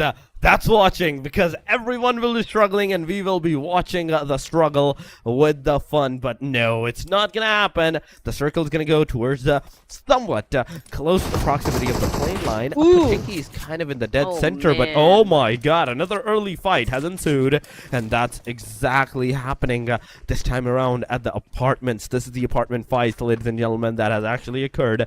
Team Laos, they have so far got the 1 elimination for themselves. Lamborghini, in the meanwhile, he has also managed to get some knockdowns. But what? Woo! What is this? Well, what was that? I need answers. I don't need game. I need answers.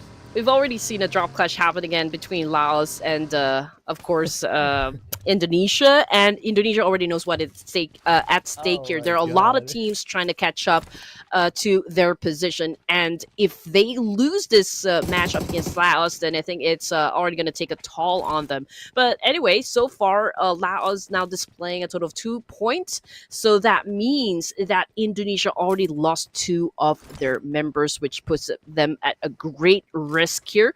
But I'm pretty sure that, you know, this is the opportunity Laos have been waiting for to take down yet another giant in this competition. So let's see if they can be successful in taking over this school area.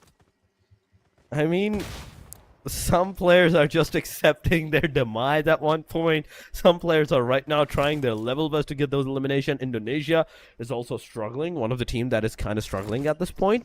And whereas only 2 players are remaining, we go to the Pochinki and we see Team Vietnam, Team Mongolia once again back into the clash, back into the early fight. And let's see who's gonna win this out from this point as right now. But oh my god, QBZ fatality, beautiful. Leviso has been taken down. I'd say you have enough time, enough opportunity right now to reload your QBZ and then go forward at this point. But there we go. The player not only got into the closer in vicinity, but if anyone goes for the revival, he will be taken down as well. Fatality closing in on the right side. Lamborghini is residing at an instant. It is a Mongolia that's not going to be alive anymore. Lamborghini with the 2-1-1 for the rest of the players, and the knockdown player also got that revive. It's not the elimination. It's not the elimination of the guy. Vietnam is not only going to survive the 4-man standing, but they're going to completely obliterate the team Mongolia, or that was right in front of them. Finally, revenge had been served by Team Vietnam down here in Pochinki, eliminating, of course, the rest of Team Mongolia. And now that was, of course, an easy, convincing 4 elimination points down in their pockets. And Vietnam Vietnam will have again another opportunity to get their second chicken dinner of the day. That was such a swift and precise gameplay coming from Team Vietnam, which brings us down to 15 teams remaining. And of course, look at the situation. Back to the school area is still Laos, of course, versus Indonesia. ZMJJKK. Okay, a lot of letters in his name. It's going to be a tandem between him and Vox. So the important thing is they catch all of those signals, all of those hints as to where Laos will be coming from. But so far, they're sticking together. They're not going in for a pinch here. They're just moving forward. But we can understand the hesitation coming from Laos. Of course, they do not exactly know where they're currently staying from inside that building, and they don't want to be reckless at this point now that they've already gotten that advantage up against Team Indonesia. I mean, that's the thing. At this point, Indonesia has no clue on what they need to do, because that's first Erangel that did not win good for them. They only managed to, I think, secure one elimination, and now once again in another Erangel, they're yet again struggling. Only the 2 players are remaining. They have no possibility of getting out of this area, and they just need to hold it down. But there's a third party on the backside, TLS. Oh my god. The third party can ensue, and it can actually potentially do a lot of damage onto Team Laos as well from this point onward. But Laos, you have to first go against Team Indonesia, get the fight completed before the third party can ensue on you guys. At this point, right now, Izzy Boy, Lizzie Boy, Noir, Beckham, and Honda, they're all the 4 players that are remaining. And inside the same compound where the Team Indonesia is right now residing, they're taking the fight on the school main building. They're taking the fight over towards that direction. William, as soon as he's going to show his face, that 3-time scope from the Scar L, it's definitely going to do a lot of damage upon on the player. But I'm really more concerned about the Team Indonesia at this point. Yes, they have the shotguns into their hands, but one thing still remains on towards the fact that the manpower, the disadvantage for the manpower, it's definitely there. Yes, you can take down 1, you can take down 2, but what about the rest of the 2 players? That they're going to be the one that may take you down, and that's exactly what's going to happen. Indonesia, they took down 2 of the players. 1 player gets taken down. That MJJKK is the final hope of the team. It's a 1v1 potentially from this point onward. Team Laos, it's everything on towards these guys, and something needs to be done. The player rushes on. It is 1897 versus the S12K coming around on towards this premises. ZMJJKK, you have to go get that revival done on your own player. In fact, can you do that? Can you get that revival done as the other teams are actually getting that revive? But Champ is going to throw that grenade. Champ's grenade may affect the possibility of the revival, but no, both teams have revived their players successfully. It is a 2 versus 2, and the third party has ensued. Champ grenade is finally going to take down ZMJJKK, and Vax 6C, he's the final hope for the team. He's the final man for the team. He's going to get that first aid kit maybe from his teammate. If he has any, then he needs to heal himself as soon as possible, because the situation so far, it's not looking good, as the player is super low on that HP and they're struggling. Talking about the Timor-Leste, they can definitely go forward, take the fight as a 4-man unit, but one thing that they have to know for sure is how they're gonna oppress upon on these players, whereas there's not just 1 but 2 different teams, whereas one team, Indonesia, is down to 2 players, and the other team, that is Laos, they're back to the 3-man party. Indonesia definitely will go for a micro gameplay here. They do have those shotguns, which is, of course, perfect for its CQC. Timor-Leste, they already know that there are 2 teams inside the building. They went in for a third party here, of course, to potentially shut down both of the teams and gather as much points as possible to improve their status in the overall rankings. And, of course, this is such a great opportunity for Timor-Leste. But let's see if they can actually pull that off. In the meantime, one of them is heavily injured. Mabu, if I read that right. He's pretty low in HP here, so that was a great counter coming from Laos. As for Team Indonesia, they're not making their presence felt. They're not making any sudden or rush movements whatsoever, because at this point, they will just have to wait for them to come in within their line of sight and actually take them down. I mean, I'm still waiting for the fight to actually occur. The other teams are fighting. You can see the kill feed. Sri Lanka, Syria, they're all taking the fight. They're all aggressing upon one another. Whereas the school building, it's not even remotely close to being over. It's remotely even being close to start at this point. Yusuf gets eliminated. It's all over for the Syria. Sri Lanka, they're going to have those eliminations for themselves from this point onward. For elimination, we're going back to the school apartment. We can see once again Timor-Leste waiting for the opportunity. They're still like holding down the fort, but as soon as they're gonna throw that smoke down, there's gonna be a knockdown. There's gonna be a knockdown. A havoc has ensued. ZMJJKK with the 1897, he's there. We have TLS walks with that Molotov taking another player down. Oh my god. Team Timor-Leste. Now the situation has overturned. That's a one elimination coming around for the Timor-Leste, and now it's 3 versus 3 versus 2. Indonesia, they're not only surviving this area, but they're surviving it really good. But the wrong move, Beckham. Now you're going to be into the really difficult position where not only the Indonesia can jump up on you, there's the Timor-Leste just chilling at the very bottom compound. It's an incredible gameplay being shown right now coming from Team Indonesia, managing 2 teams here inside the building despite the fact that they're down to just 2 of their members. And now a little hesitation coming from Timor-Leste. A while ago, they do have the advantage up against 2 teams here, but the fact that they took a lot of time actually just penetrating and getting through those stairs and eliminating the players, they waited too long for this kind of gameplay, and now Laos just taking the opportunity, of course, to eliminate them as well. William already out of the game here. We got Champ on the screen trying to have a back and forth situation with Backham, but Laos still, I think they're thriving under pressure. You know, they're being patient, they're being resilient at this point. They're at the top of the building here and just really waiting for TLS to commit a mistake here. I mean, we are waiting for that mistake to actually occur, and Noir, no, come on.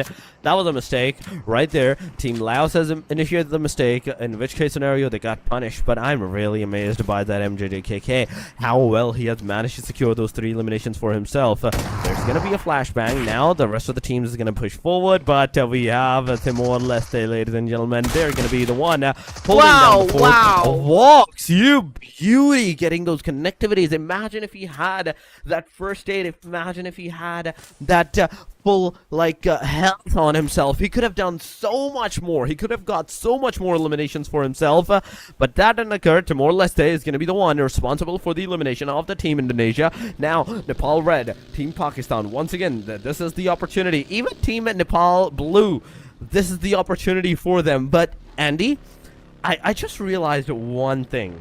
Look at the overall rankings. Pakistan 76, 70 for NPR. Nepal Blue 67. Then we have Vietnam with 37. That's a very big jump. I mean, Team Vietnam have always been known for their late gameplay. It's always a slow burn, you know, for Team Vietnam. But of course, it's always a problem with them, like how they're going to keep up with the consistency. Sometimes it works, sometimes it doesn't. So let's see if they can actually improve more in terms of their status in the rankings here and even overtake blue and red coming from Nepal. But what is exciting is the fact that, again, Indonesia had already been taken out from this round. And now Pakistan, they do have the chance to acquire as much points as they can to try and catch up and just like be at the tail end of Indonesia. This is a make or break situation for Team Pakistan. But right now we are already looking once again blue and white getting head to head here. We got Jiggle, of course, jiggling with all those bullets being sent his way, and an effective Jiggle, by the way, so far. Let's see if blue Nepal can actually push through, taking down the players of Nepal white. Nepal White right now, ladies and gentlemen, on our screen with the fights and everything. So far, that's 1 elimination to their name. And talking about all the facts and figurines, the location that they have put themselves into against the Team Nepal Blue. I don't know if this fight should actually occur or not, because this is such a huge fight for the Team Nepal Blue. This can dictate whether they're going to have those 70 points for themselves, 70 marker of the points, or they're going to be eliminated from here if they take that fight. And at the same time, it's a Nepal versus Nepal. It's not a different country that you're up against. We talked about this on the day number 1. Nepal is fighting against each other at this point, and they're not fighting against the other teams. They're fighting amongst themselves. But Nepal Blue gonna take the grenade. Jiggle is gonna be down with a single grenade, and this give, I'd say, enough momentum for the teams to like push with the heavy artillery that they have, with the guns blazing. Go for the push, go for the rush, get those eliminations. IQQ still outside of the circle. Falak and the rest of the team, you can see they are close to the proximity where they can actually take the fight. The circle is going to go down towards the farm side, the south western side of the area. Mad Machine and the team Bangladesh all the way close to the proximity of the shorelines. We can see Rifa also from the northern side entering inside that circle, but Naki is going to be taken down. T24, now it's up to you to shoot down the player. Umabu is going to be down as well, and oh my god, this is a back-to-back. It's a trade-off coming around. Kevin low on that HP. That grenade, can it actually occur? Can it connect? The answer is yes, ladies and gentlemen. 6 elimination. Not a single casualty right here for the Team Pakistan. Another massive performance coming from T24. I wouldn't be surprised if he actually gets the MVP title for this round, because he was able to bag 4 elimination points now under his name. And if he can continue more racking up some points, then really the MVP title would be his. Anyway, stage 4, 10 teams remaining, and we don't see any movement so far coming from both blue and white here.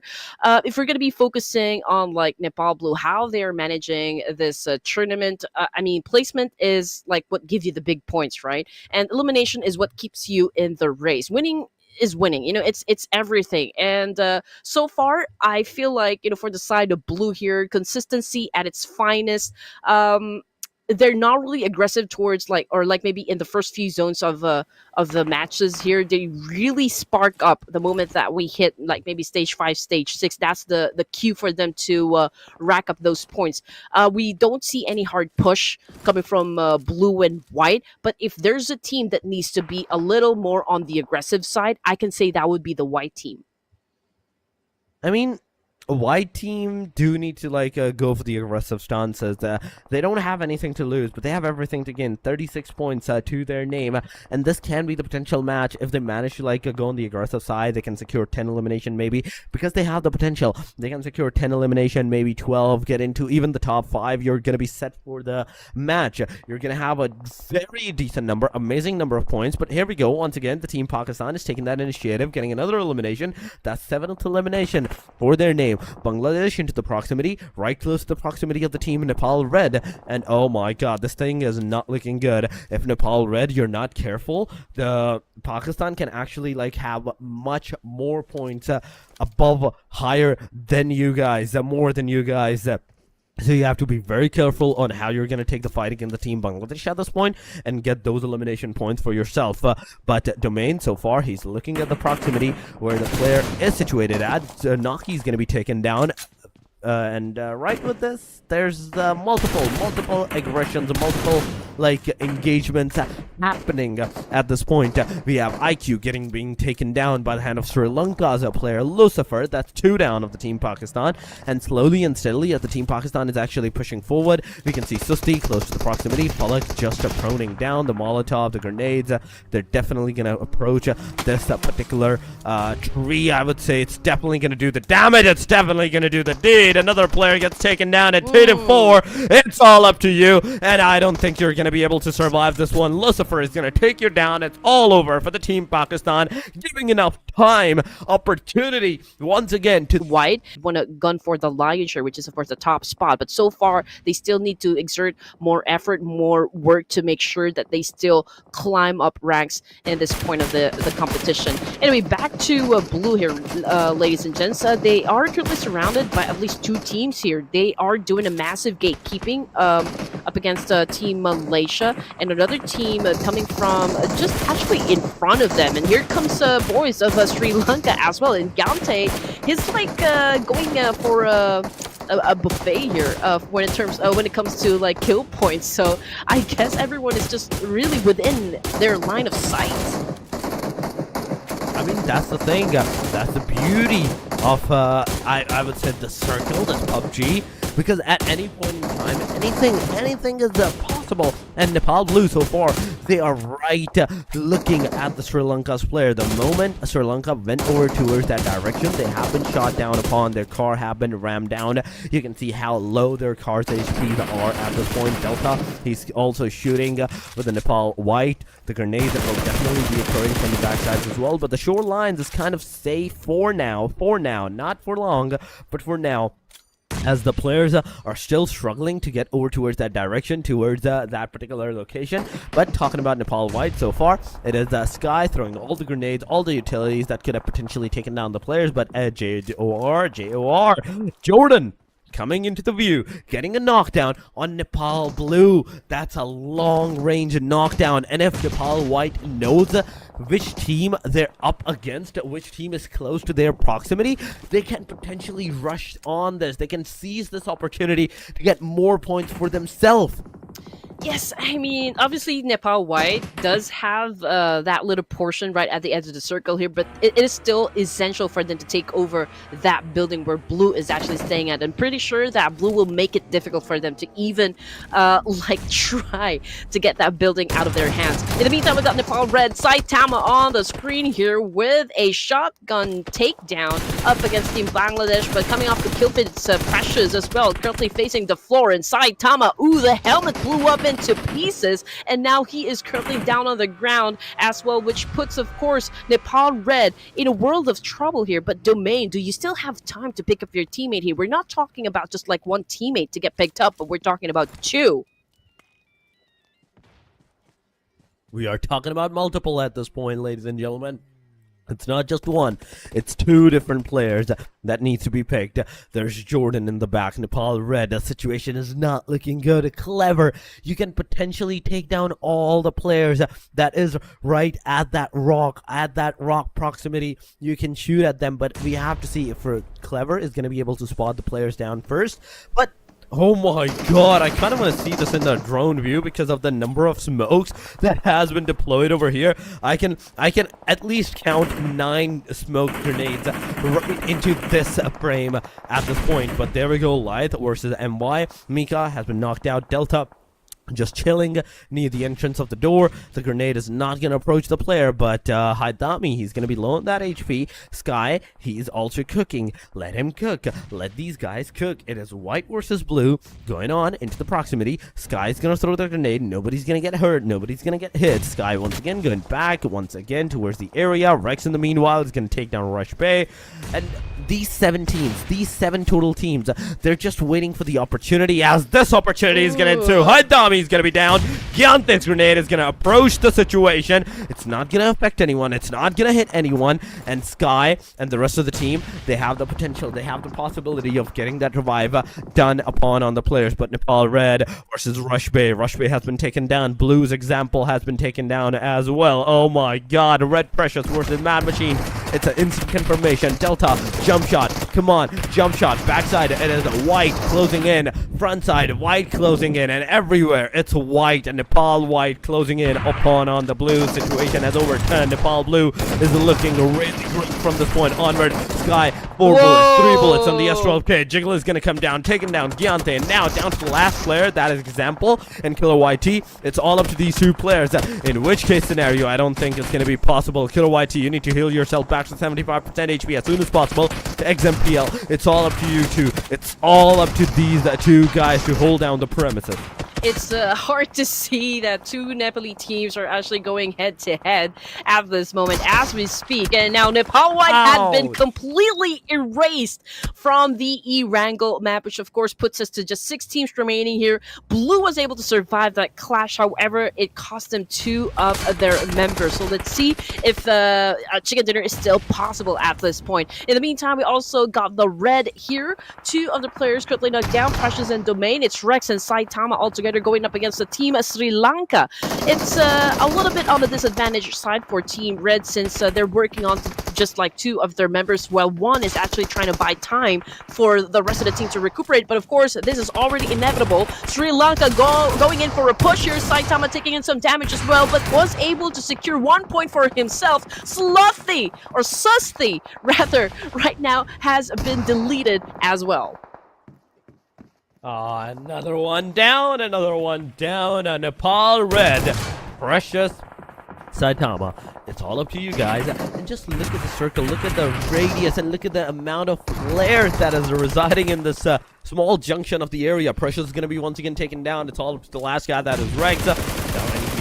He only has advantages. He's going to make down one player down. Grenade, the Molotov is going to go over towards that direction. Oh my god, he manages to survive for a tad bit longer bit of time. But come on, get some first aid from your team member. Get some first aids. Not the throwables, but the first aids. You need them. You need them. And that's the demise of the team Nepal Red right here on the hashtag number 6. Ladies and gentlemen, 12 elimination for the team of Sri Lanka. Wait a second. Wait a minute. How is this possible? Did this happen? When did this happen? Because we saw a while ago nobody had this amount of eliminations, and suddenly this is the team that not only has 3 of their players revived alive at this point into the fight, but 12 eliminations for themselves. Oh man, if I remember it correctly, Doom actually was part of the initial roster going for that MVP title. So yeah, maybe this is sort of a wake-up call for Team Sri Lanka to step up their gameplay, and we are seeing that happen right at this moment. I mean, 12 elimination points is kind of a solid number to begin with in this competition. Let's see if Bangladesh can still pull off maybe another point for Shijan, but of course it can be hard to pull off considering the fact that he is all alone dealing with business here. But since Sri Lanka is busy, of course, having a conflict settled up against Malaysia, perhaps Shijan can pull off a sneaky move here and get an elimination point for himself. Or maybe he can focus on longevity here and make sure he gets up until the final zone. He needs to survive. He needs to survive. That's one thing for sure. But that's the one elimination he's going to have. And that's a kill steal. That's an elimination steal. You are definitely going to pay for that. Oh my god. Get up. Get up. Get in the circle. Come on. No. He's just going to give his elimination towards the circle. Bangladesh out of the proximity, out of the zone, out of the game. And right down to the top 4, ladies and gentlemen. Nepal Blue example is also going to be taken down. It's all over for the team Nepal Blue.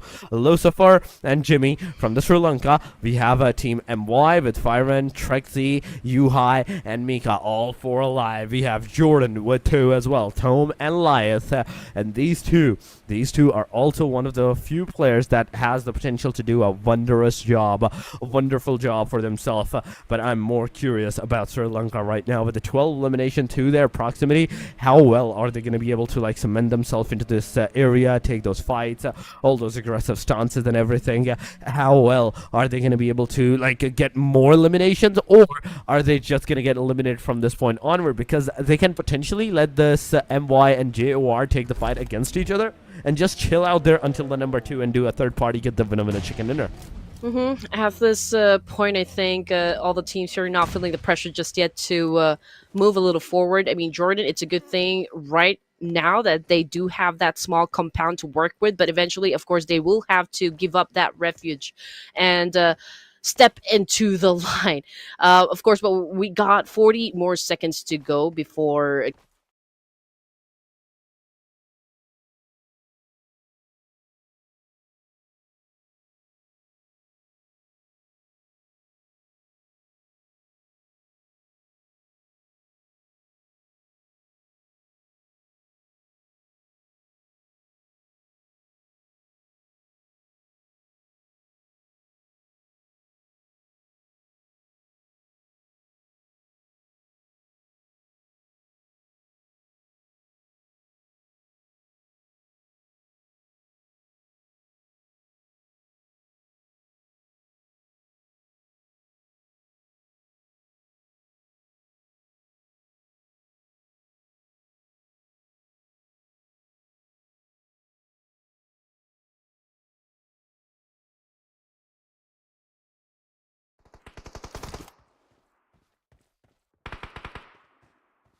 on our screen, JOR, there's a MY, there's Sri Lanka, there's still like a 2 versus 2 versus a 4 scenario that's happening in Malaysia. Come on, are you able to like get some eliminations for yourself? Because Jordan, at the meanwhile, is kind of at the very corner of the area. The grenades, the throwables can definitely get the players down. A fire in, gonna take down Lyeth, and right with this, another grenade is gonna ensue upon on the players. That is Tome. Tome still survives. Wait a minute, he still survives. Finally gets taken down, and it's over. Team Malaysia is gonna have the winner chicken dinner for themselves for the match number 3. Okay, for some time there, I was really nervous because it was such a cliffhanger. If in case we ended the game there, like we don't know who's gonna win the chicken dinner. But of course, we pushed through. It was Malaysia that was able to grab that chicken by the neck. If I'm not mistaken, this is actually their first chicken dinner for the tournament. And again, we've got Vietnam winning their first, and Malaysia. What we're looking for really in terms of like tasting their secret sauce for the chicken dinner is the consistency of that taste. How long are they going to keep up playing at this high octane gameplay that we are seeing from these teams alone? I mean, this is one thing only the time will tell. Only the time will give us the answers for that from this point onward. We do have to wait out for some of the facts and figurines, the points to like actually occur, because for now the MVP is on our screen for elimination. 870 damage, 177 is the longest elimination distance, 508 damage taken with a healing done of 295, 66.67 contribution percentage, and with the 4 eliminations, meaning that he has done more than half the work for his team. The rest of the team may have had 1, maybe 2, maximum 3 eliminations for them. Exactly. And moments ago we were talking about, you know, like teams, mid-table teams like Jordan, Malaysia, Maldives, and it's such a great win, you know, for the side of Malaysia. They're hovering dangerously into the rankings here, and we were looking for that one explosive game that could change everything for them, and this is it, or this was it rather, for Team Malaysia. And of course, we don't want to take away the spotlight from Saitama over here, aka Claw. I know you. 45% hitting the body, of course. 0 on the legs, so 54. Wow, this guy's pretty accurate when it comes to his headshots. I mean, he definitely is. 50% of the headshot ratio. No legs, no arms whatsoever. Either it's on the chest or the head, right here, right at this for this guy, Saitama. He is the one punch man at this point for the teams, getting those headshots connected. That's one bullet, man. It's all it's gonna take to get those eliminations. Total elimination of 57, 76 knockouts. Oh my god, that's a very huge number, where we get 57 elimination and 76 knockouts. That's a lot of revivals coming around. 72, 76 is the healing, throwables of 217, 2 airdrops, 8 headshots, and there we go. 33 rescues on its way. Right, and of course, just as we anticipated, the number of throwables used in the game actually became higher compared to the previous one. So I guess, you know, the nading system will remain a meta here when it comes to PUBG, and it's so great to watch, just because we can already tell just like which team has the most precision in terms of like throwing nades and going for those nade eliminations. And talk about precision, of course, Malaysia coming up on top here with 17 points. They are tied with Sri Lanka technically. It's just that, you know, Malaysia was able to get that chicken dinner. That's why they're at the first place, followed by Jordan coming in at third with only 9 points. So just 2 teams that ended the game with a double-digit score. I mean, look at the double-digit number as well. 17-17, that's 34 right there. There's not a lot of teams aside from that. I think only a 20, maybe 20, yeah, 20 teams, 20 players, in fact, remains from that point onward. But we have Nepal Blue, 8 for the Nepal Red as well. Pakistan with the 7 total points. Nepal White with the 5. Indonesia with the 5. 4 for Bangladesh. Vietnam with the 4. 3 for Laos. 1 for Maldives alongside of Timor-Leste. And 0 for Lebanon, Syria, and Mongolia. I'm really amazed to see Indonesia, even though they were at the disadvantaged position at the apartment buildings, they still managed to secure 5 eliminations before getting fully eliminated from that point onward. Pakistan had 7 eliminations, and these are the numbers, these are the names that are just coming up on the leaderboard with their sheer number of eliminations. I don't want to talk about those teams that are currently at the bottom half section, right, in the leaderboard ranking. Of course, teams like Nepal, White, Syria, Bangladesh, Maldives, they need a set of miracle match. Placement points are a little bit scarce on their side, and the eliminations are also low. So at this stage of the tournament, playing safe again isn't really an option. So if you're going to check out the overall ranking, still Indonesia at the top here. They're the first team to actually cross that triple digit score. 101 is a solid point done by Indonesia, followed by Pakistan with 83, Nepal Red with 78, and 75 for Nepal Blue. And for the 5th place, we've got Malaysia coming in with 52. But if we're going to pay close attention to the gap that Indonesia was able to set up against the 2nd placer here, which is of course Pakistan, it's still an okay gap. It means that Indonesia still has a little bit of leeway, so to speak, to make some mistake inside the matches. But of course, that small wiggle room right there won't be enough if they continue on losing some battles right at the beginning of the match. We're back to the square one, ladies and gentlemen. Indonesia and Pakistan has 18 points of a difference once again from this point onward.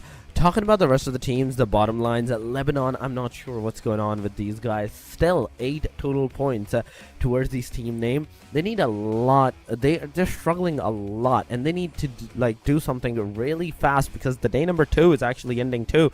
Precious finally taking Malabik off the chart from the number 1, getting his position cemented up there. 18 elimination, 3606 damage. Then we have T4 on the number 2 position. 18 eliminations, same amount of eliminations, but the damage is where the difference comes into the play. 3451, the average survival comes into the play with having more average survival of 22 compared to the 16 minutes. Malabik still 18 elimination, 3298, 19 minutes of survival. Naki with 16, 30,073 damage with 20 minutes of survival. Last but not the least, it is a Rex.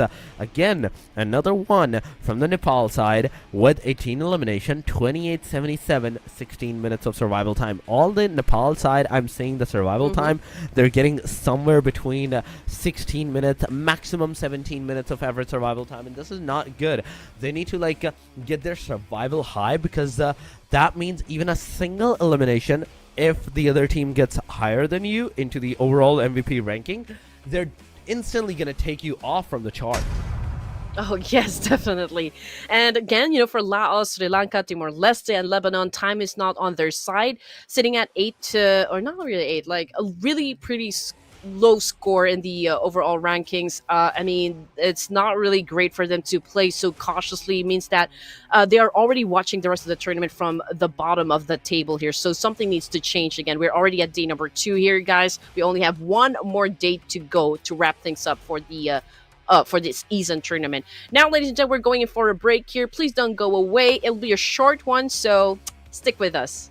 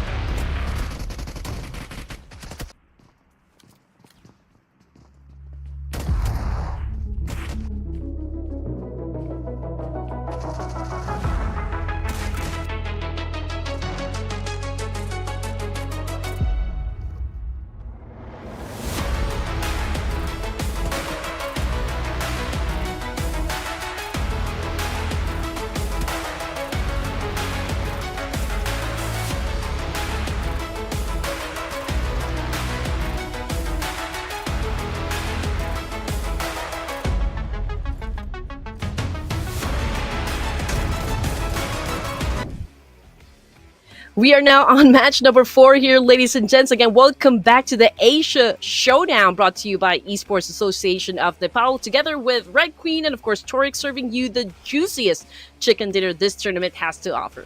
Oh, yes, it is the juiciest chicken dinners coming around for the teams. But, ladies and gentlemen, we are officially done with our Erangel parts. Now, the only two matches that are remaining are the Miramars, the one that comes into the barren lands where the chickens will be cooked underneath the land with all like the juiciest, the amazing sauces and everything. Okay, I'm talking about food. I'm going way too much into the food. But yes, the match is about to begin. Miramar is about to take the flight, and we were talking about all the facts and figurines on how Indonesia has been doing really great. They have been like consistent with their performance. Yes, the first Erangel was not that good, but they still managed to like squeeze out some decent points for themselves into the second Erangel. 5 eliminations. Pakistan had 7. But still, at the very end of the game, chicken dinners are what's going to matter the most for the day number 2. You need to have as much chicken dinners as possible. You need to secure those juiciest positioning points and those elimination points. Well, we all know that this tournament was never meant to be easy here, Tories. I mean, it was meant to test the limits of strategy, of course, skill, and mental resilience of the players. I mean, from the moment that the first shots were fired a while ago during the first match here, Indonesia definitely emerged as the titan of this championship because they were aggressive since day number 1 here, and they were able to carry that momentum back into day number 2 here. Still the undisputed kings of the tournament. But of course, there are teams that are already catching up from behind.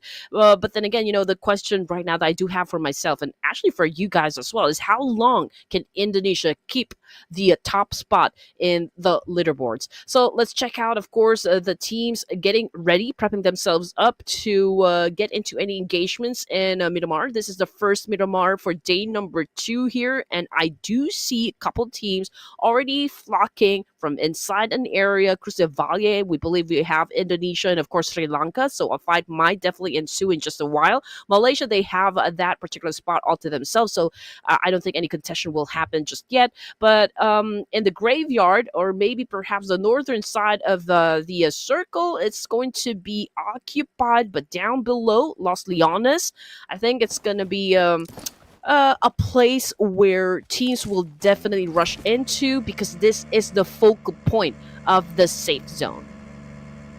It's definitely the focal points of the safe zone, but the plane line and the circle is not matching up.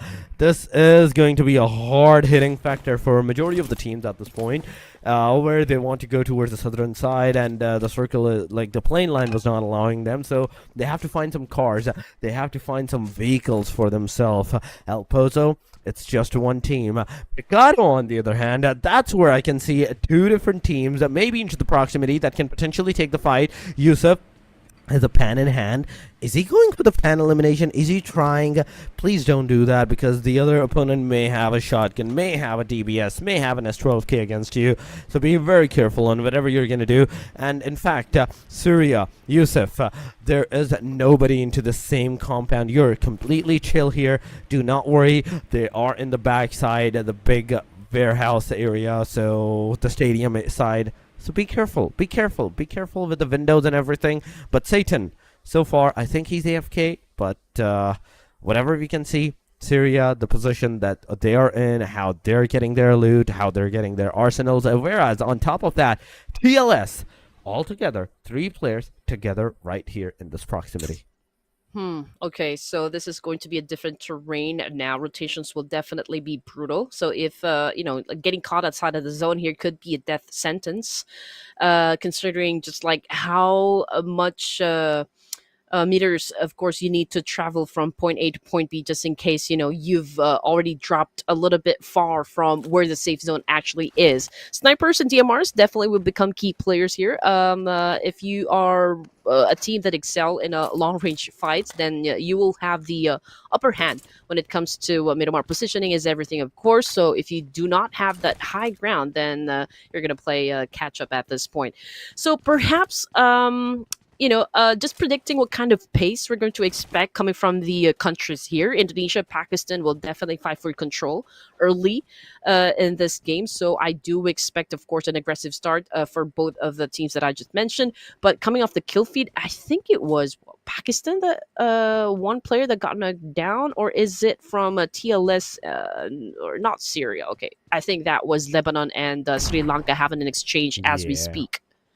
It is. It is. The Lebanon finally stepping up, getting that first elimination and the second knockdown on its way. But still, we have to wait out for the opportunity, like the completion, the execution of this fight, because the initial always is good.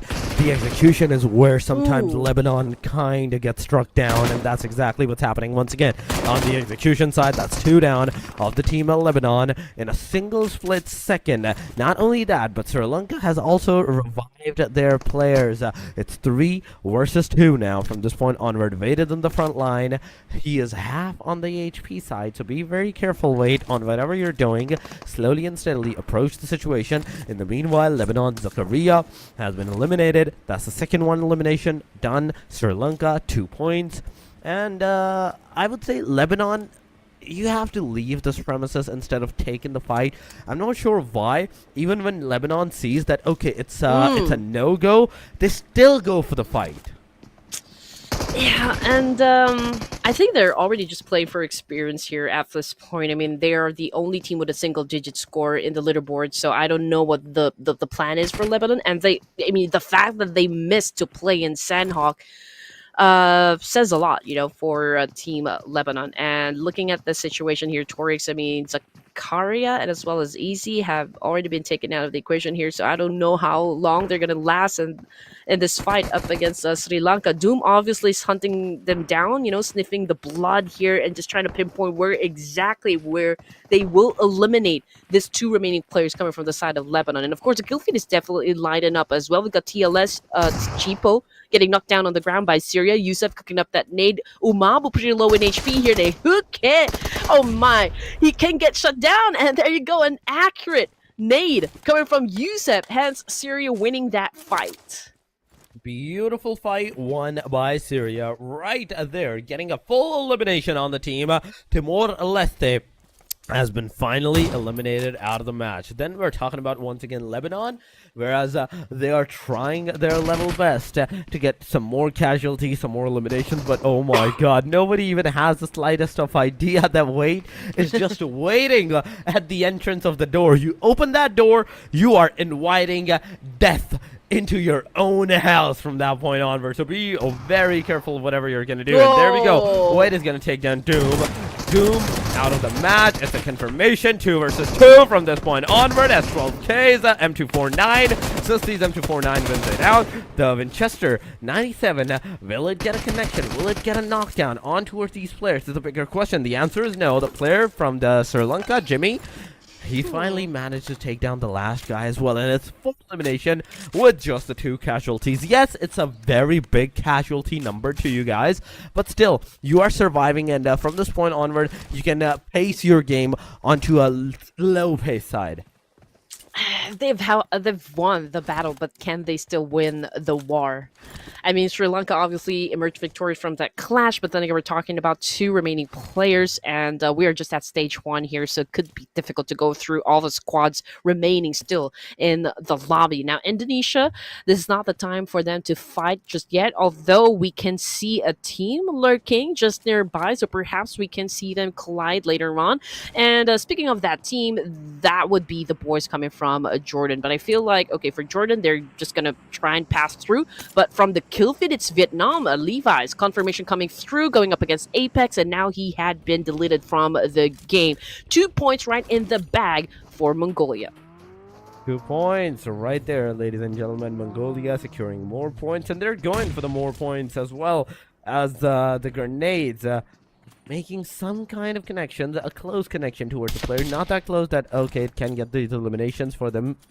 But once again, smokes the clouds, it will be deployed. Alex cooking that grenade. Fatality's grenade actually did a lot of damage on Alex at this point. I'm not sure what is up with these teams teams and their own grenades are hitting their own players. For some reason, something needs to be fixed on that. Something needs to be done on these players for that particular thing. But aside from that going on, Alex Parajin is going to be able to take him down, and right with this from the front lines, another player, Joshua, has been knocked down as well. Fatality, forcing himself in. It's M416 that can potentially get the elimination off, but the gun change is where the action is going to occur. You are going to get that elimination on you with that gun change. That single wrong move is enough to completely obliterate almost the team right here. That's one elimination so far that the team is gonna have for themselves, but we still have to see if they're gonna be able to secure more and more over here. Perigin, after that knock, he's just leaving out of the premises, and I would say this is a very fine choice of action that this guy has done, leaving the premises after the knockouts, after those damages that you have done, leaving the premises and changing your position. It's definitely a very W move.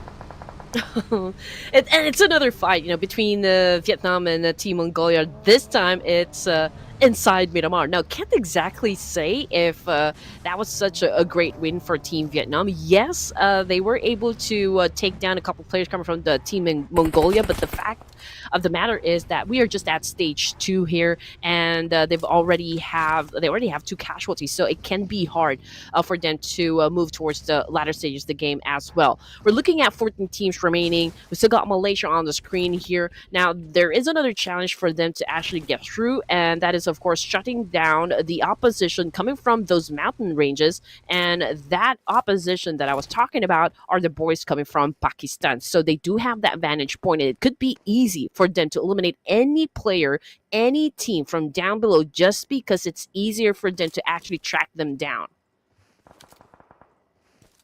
I mean, tracking down is one big thing at this point. In this big of a lobby, in this big of a circle, tracking down is one big thing. But Vietnam taking down Mongolia right there, ladies and gentlemen. Mongolia has been eliminated. We are down to top 13 teams and 47 players. And this is just the stage number 2. This is the start of the stage number 2. Oh my god, it is the end. Stage number 3 is about to occur, and we can definitely see some more casualties may occur while rotating on towards the players for the players. And the way I was expecting this lobby to go slow, super slow, it's not happening like that. It's definitely not happening like that. We are seeing a lot of casualties at the very start, and even right now, just look at the dispersion between the players, the distance between them, and the amount of fights that can possibly occur. Even outside of the blue zone, there is Izzy Boy that can potentially take the fight against the team at the point where they are holding their grounds. But in the safe area, in the safe zone, that's where the first fight, I believe so, is going to occur. And we've got a lot of teams that might flock onto the south part area of the circle here, so that's probably where the next fight will ensue. So we'll just have to wait. But we have players coming from Syria getting knocked down on the floor here. Team Vietnam going for the reposition, and then Jordan coming into play, clever with that massive spray. And yeah, I think they will be flushing out these players coming from Syria out of that building. Right now, it's turning into a bloody fight. Clever just got down from that vehicle, getting ready to charge here, went in for that shotgun takedown, gets 1, gets 2. Man, Clever is on a full aggro mode as we speak. Oh my god, the aggro is coming. Oh my goodness, it's so good. The eliminations into the kill feed, you can definitely see Team Laos, they're getting into those eliminations. They're getting those shots connected. They're also receiving a lot of damage on towards their own sides as well. So there's a lot of casualties going around. It's not just one thing. It's a multiple fights going around into the proximity. Jordan is one of the team that is into the proximity. They're kind of into the safe spot. There's no need for them to get into any kind of aggression so far. They can just chill it out. But Indonesia is another team with more than 100 points. More than 100 points. The only team that got more than 100 points for themselves is Indonesia right now. And with on top of that, the 3 eliminations, they are outside of the circle, receiving end of the blue damage. So one thing is for sure that they need to get inside that circle as soon as possible. Aside from that, talking about the Team Pakistan, once again, they're still on the number 2, and they are also waiting for the opportunity that can present itself towards these guys for them to actually overtake these teams. They're just waiting, I'd say, for the Indonesia to like slow down their pace so they can start pacing themselves up from that point onward. One slip from Indonesia definitely could shift everything. Obviously, Pakistan already at 83 points here, red Nepal at 78, so it's close to that 101. And the fact that the gameplay coming from Indonesia is kind of slowing down, so perhaps the one that we were talking about just moments ago about them being on a high octane gameplay right at the beginning, since day number one here can be exhausting at some point, so they do need to breathe at some point in this competition. So again, endurance will be tested, and of course they're not just physically or like physical stamina, but also mental stamina. Again, going through a lot of matches in a day can take a toll on a player here, so let's just check how long Indonesia can keep their top spot now that we are at day number 2 and second to the last game at this point. Now, Vietnam just a while ago proved that they can shake up the tournament, but their challenge isn't over just yet. They need another breakout match to stay in contention. But then again, we're talking about 2 remaining players for the side of Vietnam, so I hope they can focus more on longevity at this point before they get into any engagements. Just make sure they acquire enough placement points to kind of still maintain their position in the leads, or at least get a sort of an improvement.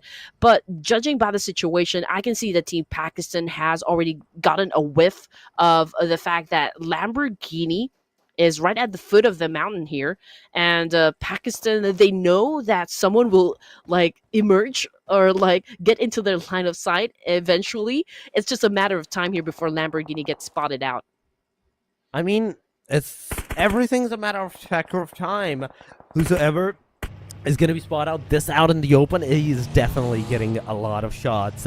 I know for a fact that it's not like how you get eliminated, how you get knocked out. In fact, it's where you get knocked out that determines whether you're going to survive, whether you're going to be like a liability for your team or not at one point in time. So you have to be very careful of the choices on whatever you're doing, that you're not making your team liable for your points as well. You have to like put up your own weight from that point onward. You have to like secure some decent number of points before you can like start doing that kind of like moves where you can like go for the fights, go for the aggressor. And yeah, the 50k NPR is definitely sounding delicious for the teams. It's a definite very decent number of prize pool for just a player, but you have to make sure that not only you're getting that, but also on top of that, you're also making sure that your team is also winning. It's not just you, it's your team that's gonna matter as well when going for the long range games. Exactly. So let's check out what is happening with Vietnam. Lamborghini takes a shot coming from not Pakistan, but Nepal white this time. So let's see if it can still get picked up by Pathogen, who is, of course, rushing towards where his teammate is. But, of course, Pathogen needs to take care of the business up against Sky. He held on to his SPOK, going for that trade up, dancing it off. And now Sleepy was able to put that nail in the coffin. And that's it, for Team Vietnam. Stage 4, but they did exit the game with 5 points. It's not a solid number, but it's a decent number that they can work on, still improving their status in the leaderboards. I mean, any point is better than no points at this point, so you have to make sure you're getting at least some points. You're making some effort for yourself. But Nepal white close to the proximity of the Team Pakistan at this point. 2 seconds, 1 second, the stage is going to close. And once again, Team Pakistan, in fact, and the white is actually in the circle. The circle shifted all the way towards the western side. Now, Falak, you need to look back. Naki, you need to look back towards this angle so you can see, you can find out where your opponents are at this point. You have the upper advantage of the area. You have the upper advantage of the mountain, and you can definitely go for the aggressive stances from the mountaintop. But you have to be careful on the fact that, yes, there are more teams, multiple teams into the proximity as well that can do a third party off angle shot at you. Maybe you're the one that's going to be taken down as you go for the rush upon on the players. So these are all the crucial factors and figurines that stops one team from like over pushing at one point in time. But Nepal white they're not stopping. They're getting some more shots connected upon on the players. They're getting the damage, but not the connectivity. It's not the elimination that's happening. It's not the knockouts that are coming on. Imagine if a single knockout even come. Will the team Nepal White go for the rush? The answer is no. At this point, they are so wary of the surrounding that, okay, they're only going to be able to deplete out their opponent's helmet and vests at that point. They're not going to be going for the complete elimination. But there we go. Nepal Blue, Gyante, he manages to get a knockdown. Now, this is the right moment of time. Will they go for that aggressive stance? Will they go for the rush on Malaysia or not? Yep, Pakistan definitely is the closest team to snatching Indonesia's throne, but they need something big here, and that means that they have to go through Nepal Blue, Malaysia, since those are the teams that are currently surrounding them at this point. Of course, Miramar offers them, the perfect scenario, and right now they do have that better vantage point compared to the rest of the teams I just mentioned a while ago. If they can dominate high ground positions, capitalize on long-range engagements, and control rotations, then they could really tear Indonesia's lead apart. Now, we've seen a little bit of aggressive spray coming from Sleepy of Nepal White, but those are, I think, just letting Pakistan know that we are here to challenge you guys for that position. I mean, isn't that everybody's momentum right now? They're here to challenge every single team. And the position that Team Pakistan has actually put themselves into, it's a really decent one. And everyone will be trying to get that one for themselves. But Indonesia, you sleeks. Oh my god. Look at that sleek move. Not only he was over there in the air for a little bit of time, he changed his seat. He got that shotgun connected upon on the player, not the spray. A shotgun, straight up, one bullet, one shot, one elimination right there for the Indonesia side. That's 6 elimination that they're gonna have because of that. Well, I wasn't talking about the position in the overall ranking. I was talking about the position getting that vantage point up into the mountains.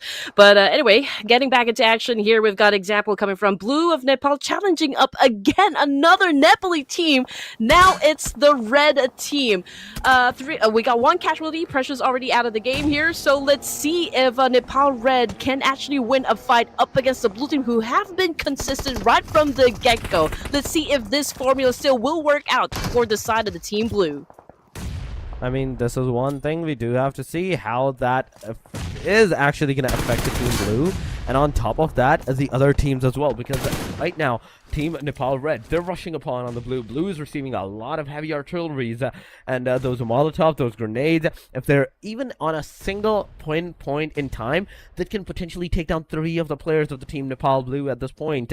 So Rex, you have to be very careful on whatever you're going to do. But Red Domain is going to be taken down. Rex, he's not going to cook any grenade. He's going to throw the smokes. He's going to make a path of the smokes. But the Molotov came into the view as well. The grenades are coming for these guys as well. In the meanwhile, there's the Team Pakistan versus the Team Nepal White, and in which case scenario Nepal White has completely been eliminated. Malaysia is also receiving a lot of damage from the Team Pakistan as well. The cars are coming on. Nepal Blue versus Red. It's Blue versus Red. 2 players are down. Rick's closing in, but down by a Golden Mirado right there in an instant. Team Nepal Red, the chances were looking so good for them, but in an instant it all shattered.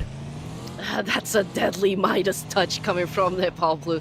And the great thing about this situation is the fact that they can still be a full squad up to this point, because Gyante, okay, maybe not anymore. I think they're going to let go of their comrades right here, since they are pretty close right at the edge of the circle, and there's a lot of teams headed towards their direction as well that needs taking care of. Delta went in for the massive spray up against, of course, Maldives right here. But let's not forget that we still have the boys from Bangladesh, who's actually right down there in the middle, but cannot really say that it's the best spot for Team Bangladesh, since they are in the middle and they could be that juicy patty in a sandwich between these 2 giants. I mean, that is true. That is true. Talking about like this, I mean, that's definitely a possibility going on. And oh my god, what is going to happen from this point onward? We do have to see on the fact that how the teams are going to be able to play. But there we go. Malaysia has been eliminated. right here in this point. Pakistan is going up for the team Indonesia's fight. Oh my god, a one knockdown. S12 came to hand. 2 grenades on towards the Indonesia's hand. Let's see if any grenade is going to get on the connectivity side. But oh my god, they have been instantly stopped down with a single grenade. Indonesia, Malakubek alongside of ZMJJKK. It's only a single guy, ZMJJKK, down to the last person standing. 11 elimination towards the team Pakistan. This can be the potential. Oh my god, number 1 position for the Pakistan. If they manage to take down Indonesia from this point onward, Indonesia, you have to be very careful if you want to hold down your fort. If you want to hold down your number 1 position, you have to be very careful on whatever you're going to do. But IQ is on the front lines. There's a guy maybe given that revive towards the Falak, but we have to see. We have to be sure if that revive is actually happening or not. But the answer is no. Falak is getting some grenades thrown at him, but no connectivity whatsoever. So still, there's a possibility that the player can still stay alive. There comes Naki. He's gonna go for the revive. IQ cooking that grenade once again, but no connectivity whatsoever, ladies and gentlemen. ZMJJKK, let's see. That grenade is definitely gonna go towards the player, but that grenade can actually it was all Indonesia eliminated by the team Pakistan, and 13 elimination towards these guys. Oh my god, 87 plus 13 right there. That's 100 points. This is the potential for the team Pakistan right now to secure that number 1 position into the second last match of the day, number 2. It's not a chicken dinner moment just yet, but again, it is in Miramar where Pakistan put Indonesia, of course, on a halt there and getting a chance of securing a win for this round. But of course, let's see what's going to happen now that we are at stage 7 with 14 remaining. Eddie with a massive spray up against Rifa, but kind of missing the opportunity to shut him down. It's a good thing for Rifa though, because just in the nick of time, he was able to actually dodge those bullets coming from Eddie, but I think his position had already been compromised, not just for Maldives, but for the other surviving teams as well. Now, this is a chance, again, for Pakistan to get the WWCD in Miramar.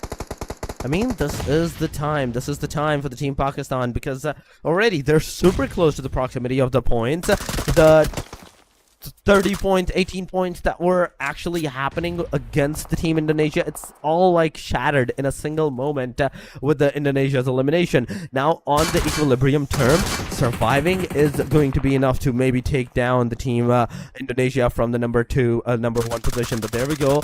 Maldives is coming with the team Nepal Blue, getting those eliminations for them. There goes the Maldives down by the hand of Naki. 1 player down. Nitro is on the low HP side. We have Rifa, we have Admiral, we have Eddie, as the rest of the 3 players trying to like cement themselves into the position where they can have to like go against all of these players to get those shots, get those eliminations connected. But Rifa closing in towards the players. This can be detrimental. This can be potential elimination. But Admiral super low on that HP. Nitro has been eliminated right there.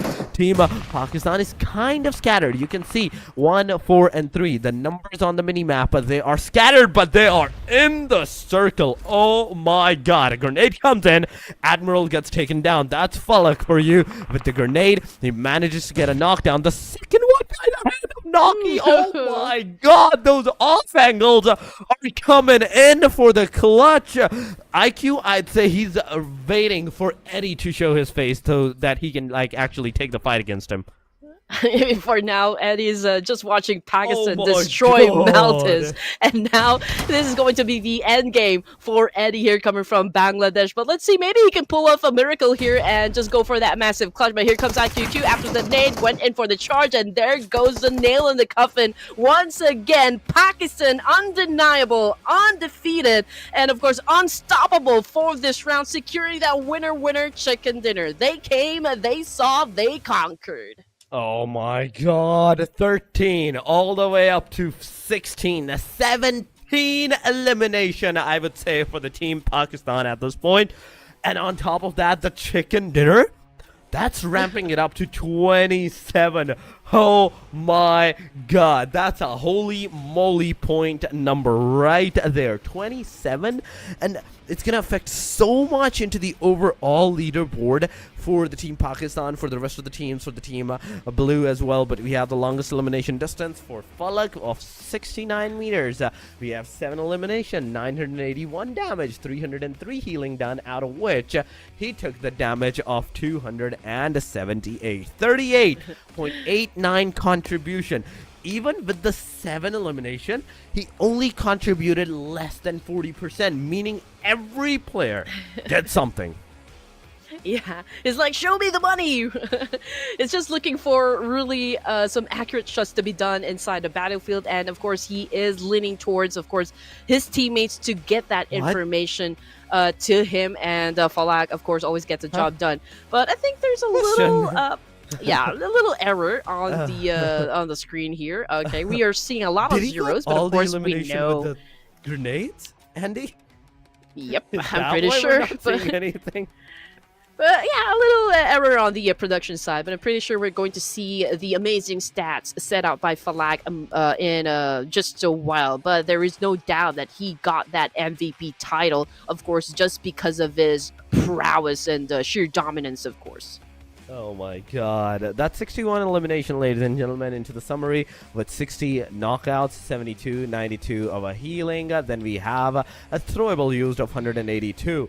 And alongside of that, we have 2 airdrops, 15 headshots, 15 rescues, and 334 is the longest elimination of a distance. Yep, and judging by how actually Pakistan won the WWCD, they prove that they are not just contenders here, they're definitely challengers for the throne. I mean, Miramar is one of the toughest battlegrounds in the tournament, so where rotations are definitely brutal. Of course, third-party fights are inevitable, and positioning can make or break a team, and Pakistan played it perfectly, hence getting that 28 massive points here for this round. Of course, Indonesia is not far behind, coming in at second place with 12, Maldives with 10 here, and it is a tight competition at the top. We will definitely see some kind of tug of war happen between Indonesia and Pakistan when we talk about who gets to be at the top spot. Wait, I thought it was 17 elimination. No, this is 18 elimination, 28 points. 12 for Indonesia. Just look at the dispersion, the difference between the points. After 28, all the way down, 16 less points. Where he goes down to 12. Then we have Maldives with 10 points. Nepal Blue with 8. 7 for Bangladesh. Jordan for 5. Vietnam with the 5 alongside of Syria. Then we have Sri Lanka with the 4. 2 for Malaysia. Nepal White. Mongolia and Lebanon. 1 for Nepal Red this time around. They didn't get that much of those points for themselves, but the 2 teams, Laos and Timor-Leste, they couldn't get even a single point secured for themselves into this match. Going into the overall, ladies and gentlemen, oh my god, Indonesia is still on the hashtag in number 1, but with just a measly of 2 points of a difference. 1 game, some eliminations are all it's gonna take for the other team to like cross over you at this point. The difference is super low. It's a negligible. Pakistan with 111 points. We have Nepal Blue with 83. And on top, the top 3 teams, the one thing is common is that all 3 of them has double chicken dinners. Oh, yeah. And after 9 matches here, Torix, Indonesia and Pakistan are definitely neck to neck, separated by just 2 points here. And again, this tournament is no longer about dominance here. It's about survival. I mean, the fact that Pakistan was able to catch up with Indonesia, they mean business here. They are set on a mission to actually get on the top and dominate of course, the entirety of this tournament. Who gets to be at the top spot? I guess we will find out. Well, come in day number 3. But right now, Indonesia needs to come up with a much more effective plan on shutting down the biggest threat that they have, which is, of course, the boys of Pakistan. Oh my god, it is 1, 2, 3. Noki, IQ, T24, 20-19-20. 37-96, 38-19, and 38-64. Then we have Malabek, 21 elimination, highest one in all of this chart. But the damage is where the things kind of get a little on the low side. 37-89 and 19 minutes of survival time. Firoz, We have 20 eliminations, 16 minutes of survival time, 3491 damage right there. But 3 back-to-back on the Pakistan side. Oh my god. Things have just got more interesting because Malabik was on the number 1 spot, like on the MVP ranking for so long in today's matches. Having a different name and having all the different names into the action, it's definitely refreshing. Oh, I mean, wow. I'm loving what is happening, and of course, the story that is unraveling for this tournament. Again, Indonesia started off really great. You know, they were the undisputed force, stacking up 7-3 elimination points and 40 placement points just to stay ahead. But then again, Pakistan has matched them blow for blow now sitting at 111 points. Again, that's just too shy of Indonesia's lead. And again, one more game could flip the rankings completely. So I do wonder if Team Pakistan can replicate that kind of play style back into the second and the last Miramar for day number 2. I mean, it's about time for these top 2 teams to know that as soon as you're gonna be eliminated and the other team is still alive, it's over for you. It's over for the number 1 position for you. Whether it's the Indonesia, whether it's the Pakistan. If Pakistan gets eliminated early on, meaning Indonesia will secure more points and make up the difference once again against the Team Pakistan. If Indonesia gets eliminated, that's an easy entry for the Team Pakistan to be on towards the number 1 position. But yes, the last match is finally going to happen. The last match is all it's going to take for this to happen. But before any of that can happen, the final match can begin. We will go on a short highlight break. Do not go anywhere, ladies and gentlemen. Stay here, stay connected. We'll be right back.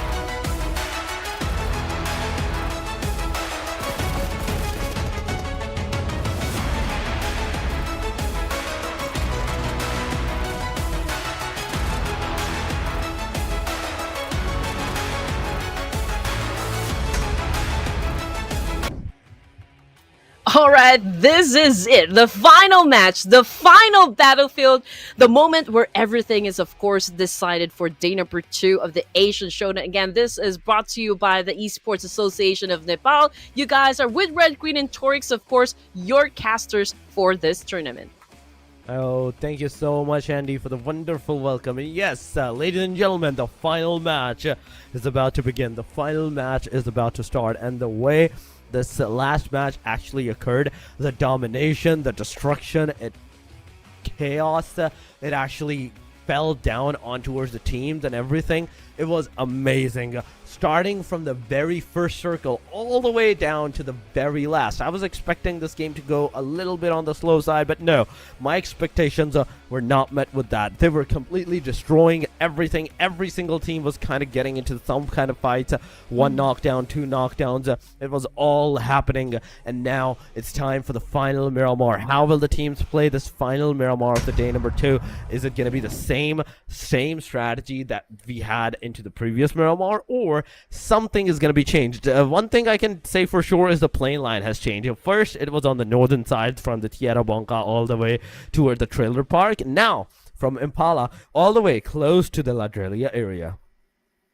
And again, Indonesia already knows the pressure here, Torix. They know Pakistan is definitely coming here.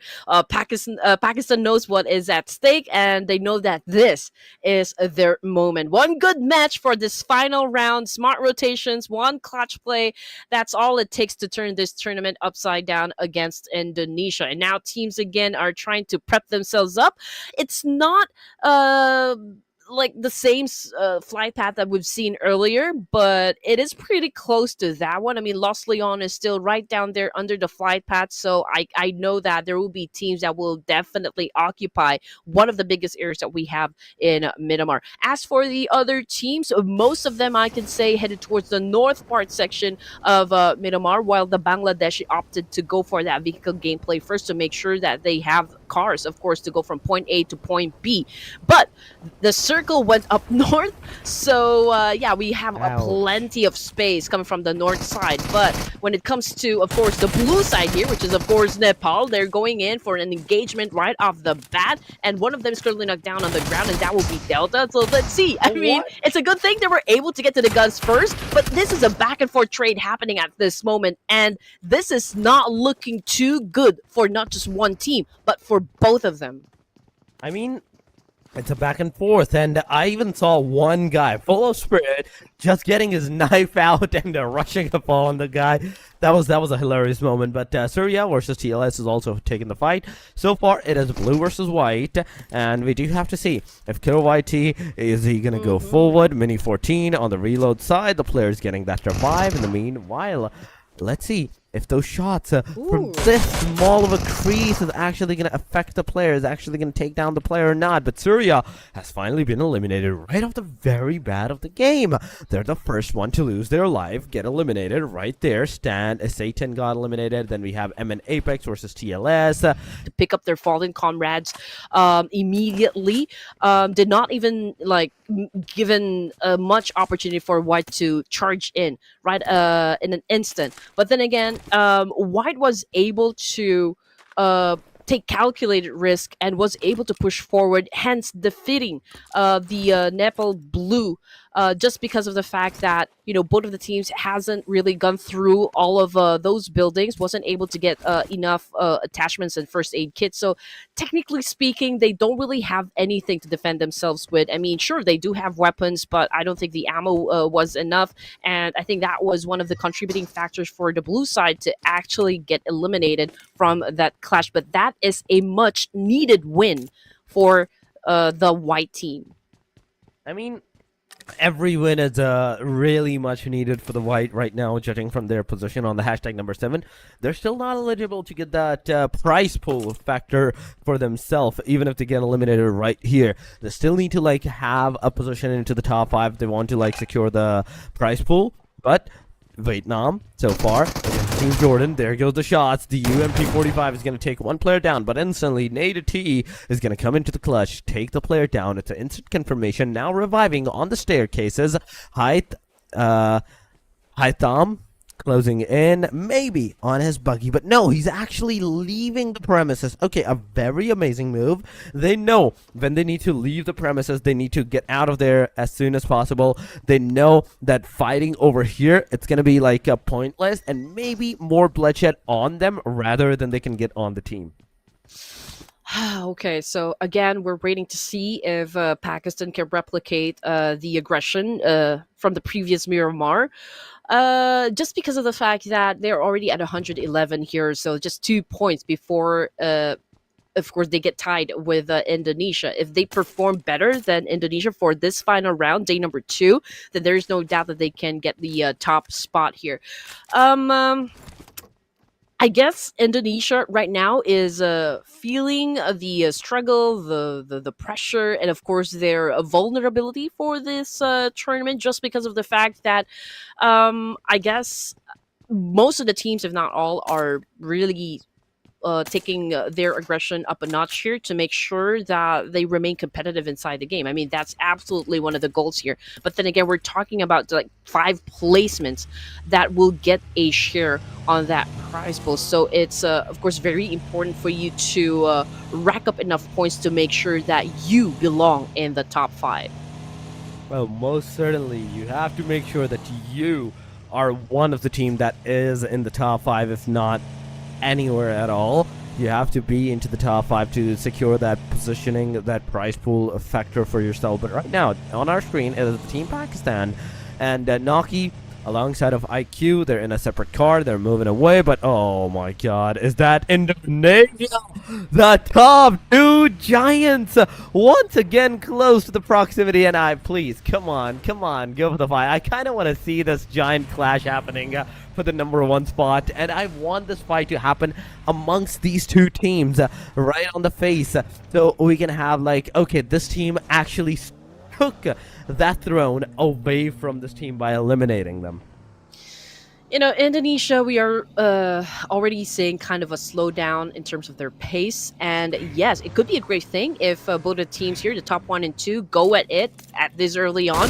But here comes Crazy, just as we were talking about, it just did a massive spray up against Falak. But since it is a moving vehicle, could be hard for his target to get shut down. But then again, that is already the declaration that we have been waiting for, that they are interested to take up a fight up against the Pakistanis. Of course, they do have that high ground advantage. They have already gotten some information. They're gauging the situation, whether or not it is safe for them to get into a fight as early as stage 1. But of course, a lot of options. They can wager on that one. But then again, they could also focus on the fact that maybe, just maybe, collect some placement points first before they get to acquiring elimination points for this final round. I mean, their position is hanging on the balance here. I mean, if we're talking about the positioning point, I don't think it's going to be possible for the players at this point, mainly because we have seen how, like, till the very end the teams actually play this match. And even on the stage number 5, stage number 6, usually we sometimes see like more than 11 teams, more than 12 teams alive. And if that actually occurs right here, that instantly means that, okay, the chances for that positioning points, it's going to be negligible. But here we go, ladies and gentlemen, we have the map, and the map, the plane line, the circle, in fact, is going to go somewhere into the centralized position. So the teams, the position that they have put themselves into, it's a really decent one for now. But one thing we do have to know for a fact, and the situation is that all these teams in a single short while, it's not going to be a matter of factor of positioning, it's a matter of factor of time. You're going to be forced to move from one place to another maybe at one point in time, and that may just come into your demise from that point onward. Be very careful on whichever surrounding you're into, because there's always a third party lurking around. Okay, 2 down onto the side of Laos here. I'll make that 3 now.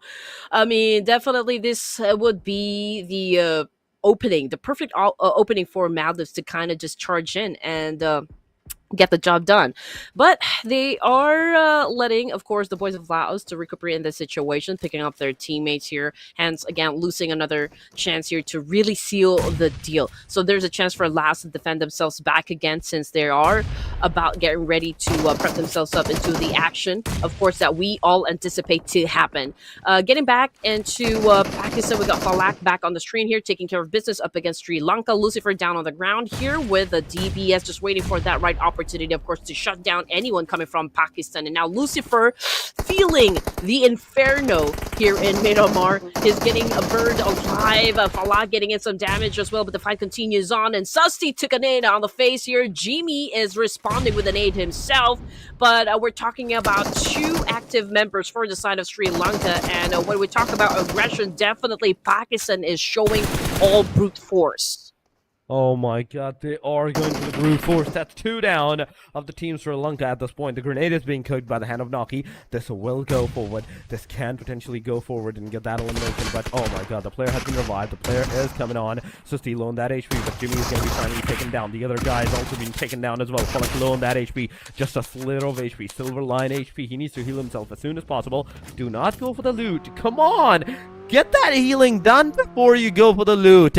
Take the heal from your teammates instead of looting the crate out in the open like that. This is not something that the team should be doing, but I mean, they are confident right now and they can do it at this point without any issues, maybe. But yes, officially on our kill leaderboard, point leaderboard, we can see that Pakistan has taken away the #1 position from the team Indonesia. Yep, and Indonesia obviously is playing more on the passive side to make sure that they acquire enough placement points here. I mean, even if they land at second place, it will be an absolute 6 points under their belt just because of their survival time. But in the meantime, of course, yes, Pakistan already at the top here, but we don't want to jinx anything just yet. Let's see if they can continue on playing at this kind of pace here. We've still got a lot of teams to deal with for this stage.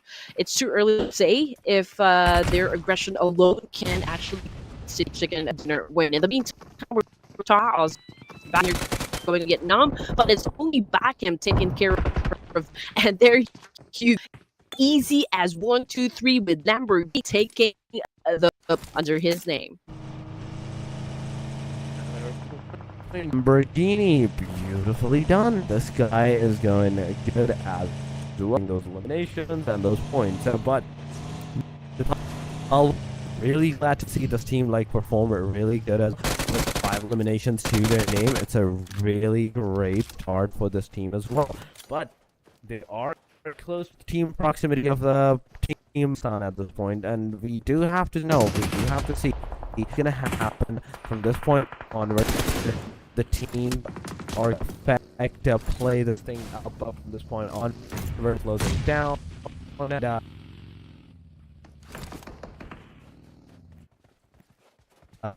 damage for the player to get the confirmation.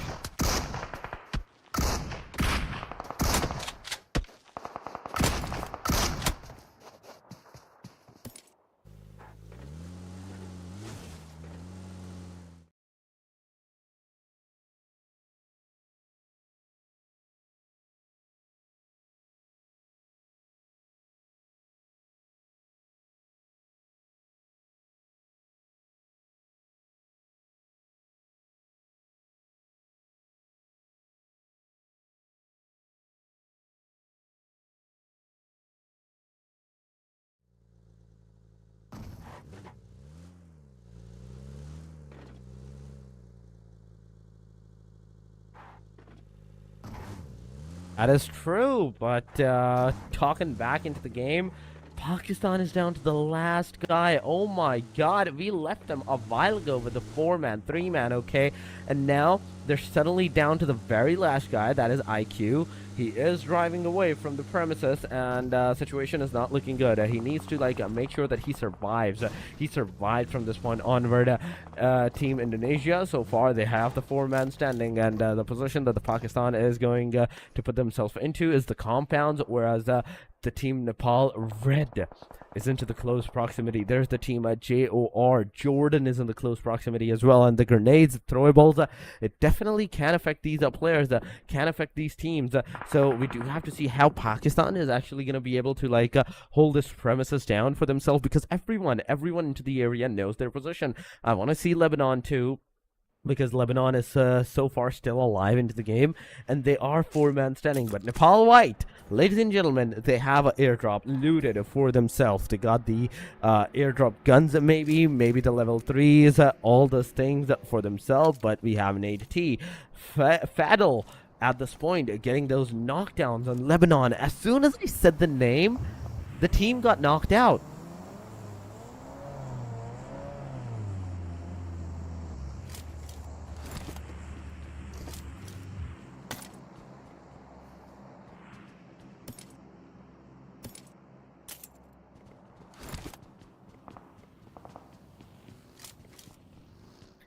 Oh my god, before we are talking about all the thing that is happening, it is the fight that is going to ensue. Lebanon is there. There is MN with 31 points so far, with two men still standing, 2 players still standing into the game. We have Sri Lanka with 1 elimination so far. Sri Lanka is down to the last guy as well. Then we have Vietnam with the 5, Nepal White with the 8 elimination. That is a very huge number. Then we have Maldives, 1 elimination. Jordan with the 0. Team MY, Malaysia, they have the 3 eliminations as well for themselves, but 11 total teams are still alive into the game, and I'm super curious to see how well are they going to be able to take this fight for themselves, how they're going to be able to get all those points for themselves from this point onward. I'm so focused on Indonesia as well, how Indonesia is actually going to play it up and secure more points, because it's only a difference of single point. It's a single point difference between them and the team Pakistan into the overall leaderboard. But Indonesia's 1 player is going to be taken down. We are seeing some casualties going around back to back into the areas. Parajin versus the Lebanon's Fatal. Fatal gets knocked down. It's a confirmation this time around. Parajin closing up as well. Zakaria in the front line. But going on to the Lebanon, Wait is here. Sleepy on the long ranges. He is trying to shoot down the players, but my main concerning factor is the rest of the teams. I kind of want to see the map. I kind of want to see where every team is situated at and how they're actually taking the fight and everything, because in this particular angle, from White's angle, I can see Team Lebanon, I can see Team Indonesia as well. But there we go, Lebanon's 1 player. Sleepy gets taken down easy. Easy gets easily taken down. Now it's the shots, the damages that might ensue and get that confirmation upon on the player. And on the same time, Jiggle is constantly shooting into the smokes and trying to get some more eliminations. Maybe this time on the Indonesian players, but Indonesia not only has revved their players up, they're back into the 4-man action. They're also moving forward. Lamborghini, in the meanwhile, gets taken down by Nepal Red. Nepal Red is also taking the fight. Easy gets elimination. That's an elimination for the team Nepal White. And 9th elimination. Precious gets knocked down. Levis is also knocked down on the verge. Rex knocked down. So it's a back and forth going on. The tussle between Nepal, between Vietnam, and the team Jordan as well into the proximity. But Vietnam, there we go. Another one knocked down from the team Vietnam side. That's 2 down. Now Nepal Red, they're facing the forward fight alongside of this area. Parajin low on that HP, 75. I'd say 60% on the HP side. He's trying his level best onto this proximity on how he's going to be able to do that, how he's going to get those connectivities done. And we do have to see how that thing is going to affect all of these premises, all of these fights that is actually ensuing. And I do believe so. We have Red Queen back with us. So welcome back, Red Queen. And still, even after all that time, even after all this 5 minutes of action, we still have 11 teams. Oh my goodness, I'm happy that I made it just in time, because Indonesia find themselves in another fight, in another clash up against Red of Nepal. This is going to be a 3v2, I assume. Yeah, 3v2 situation. Saitama already down on the ground here, and ZNJJ, KK, of course, still racking up some more, but Indonesia right now in big trouble just because of the fact that we only have 1 active member left. 2 of their players down on the ground. That's Federalis and Malaknik, 2 of their top fraggers here stuck inside this building. But let's see if they will still have enough time for them to reset, to recuperate, because Jordan, I feel like they're already getting prepped up to charge inside that building where they are currently staying. They definitely are going to be stepping up for that aggressive stances, but in the meanwhile, Lebanon, they have been finally eliminated. We are down to the top 9, ladies and gentlemen. Team Indonesia, 2 players are down. 1 player has been eliminated, down to the very last guy. It's a 1 player alive. It's a solo player alive for them, and nobody's getting that survival done. They are scared at this point that, okay, if they show their faces, they're going to be all over. It's going to be all over for them, and that's exactly what's happening. Look at Indonesia's health.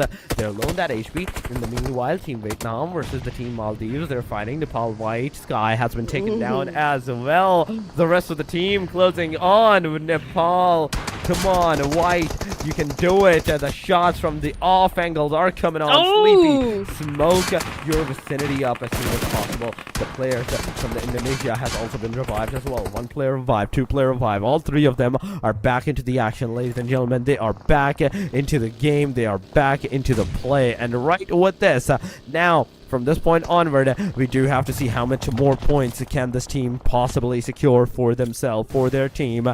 And soon as we are seeing the team Nepal White trying to like smoke themselves into the area, the Vietnam, they will definitely be pushing up as well. They will definitely be pushing up on this premises, firing, getting those shots on height, Adami. There we go. That's a knockdown. And right with this, Nepal White kind of facing the casualties. Blue and red of Nepal have already been taken out of the equation here, so there's a big chance for white, of course, to get back on track. Just because of the fact that, okay, Nepal White has been really working hard, exerting a lot of effort here just to make sure that they remain competitive in the game. It was a long journey from them, coming from the bottom of the leaderboard back into the upper half section, and now they're doing everything that they can, of course, to catch up with the number of points that their enemies have already stacked up onto the board.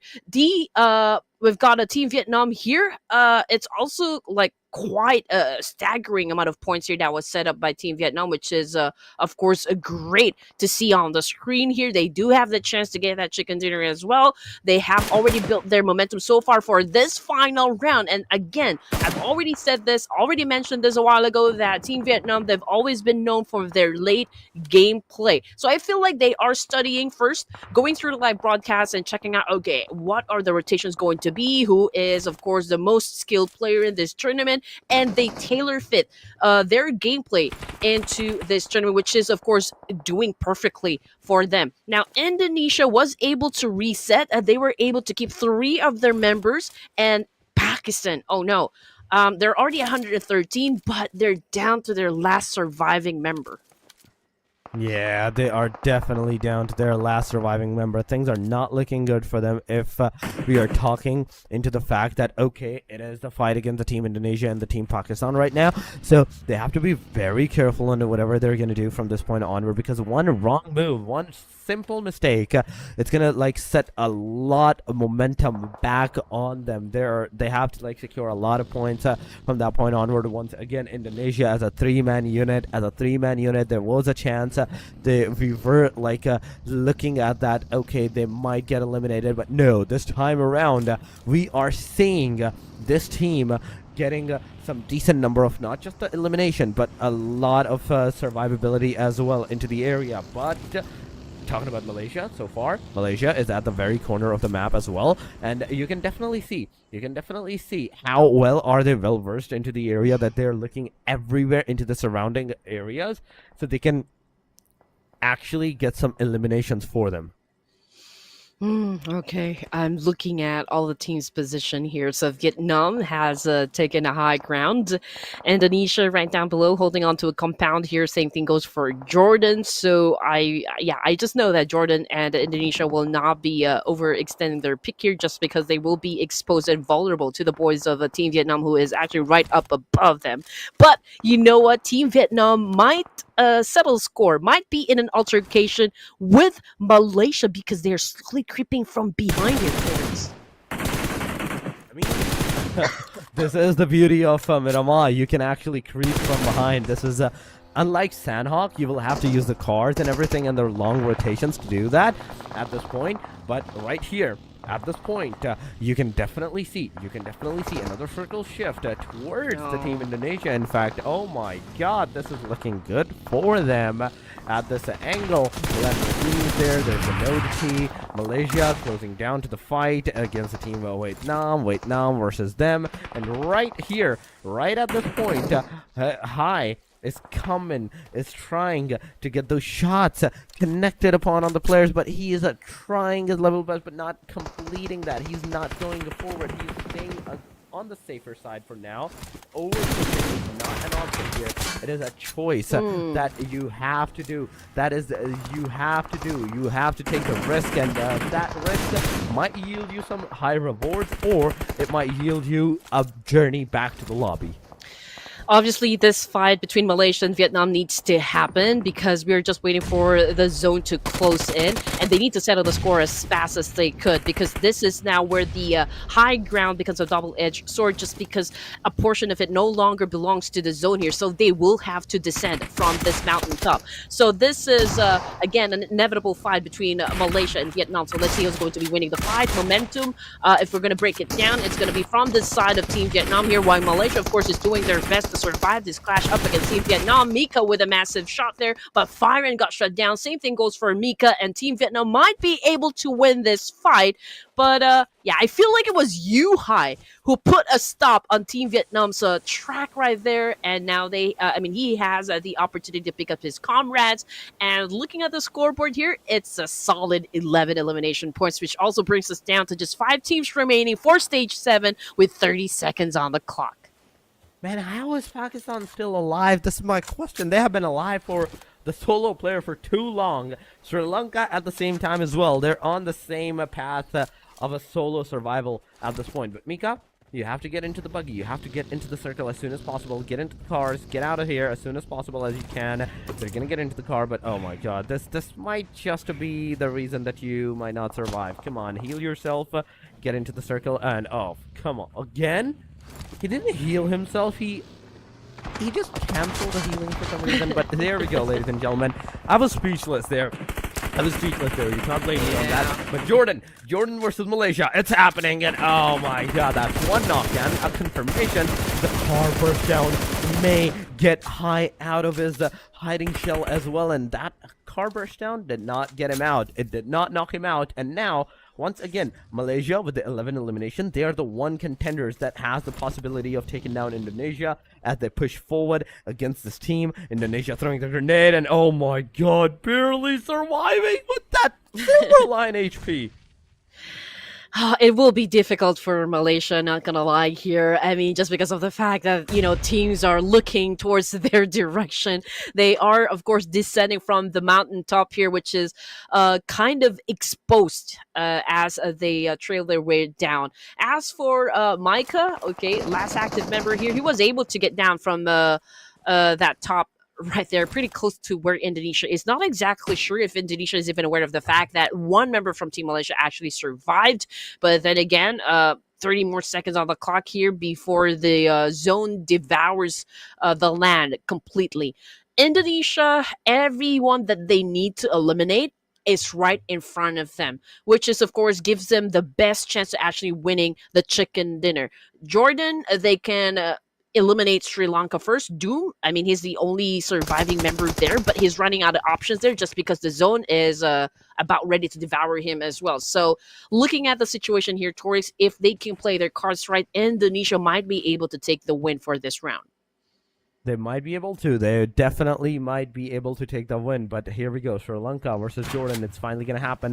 Doom with the low on that HP. The player's closing in. The jump shot from the DBS. It's not going to connect. But the player, clever, comes into the play.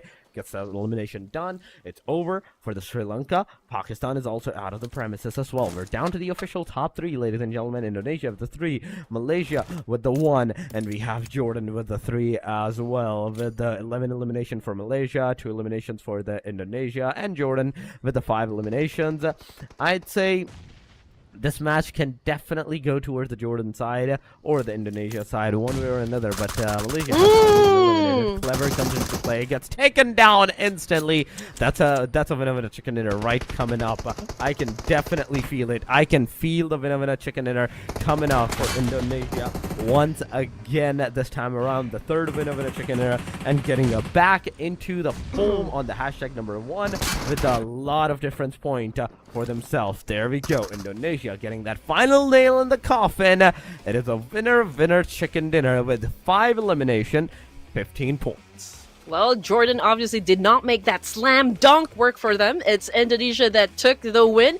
It was a convincing one. It was a great position, but it wasn't easy to defend to begin with. I mean, they were down below. They did not expose themselves, which is, of course, a great tactical gameplay coming from Indonesia. They waited patiently for the right opportunity for them to shut down those players. And when the time actually came, well, it was about chaos.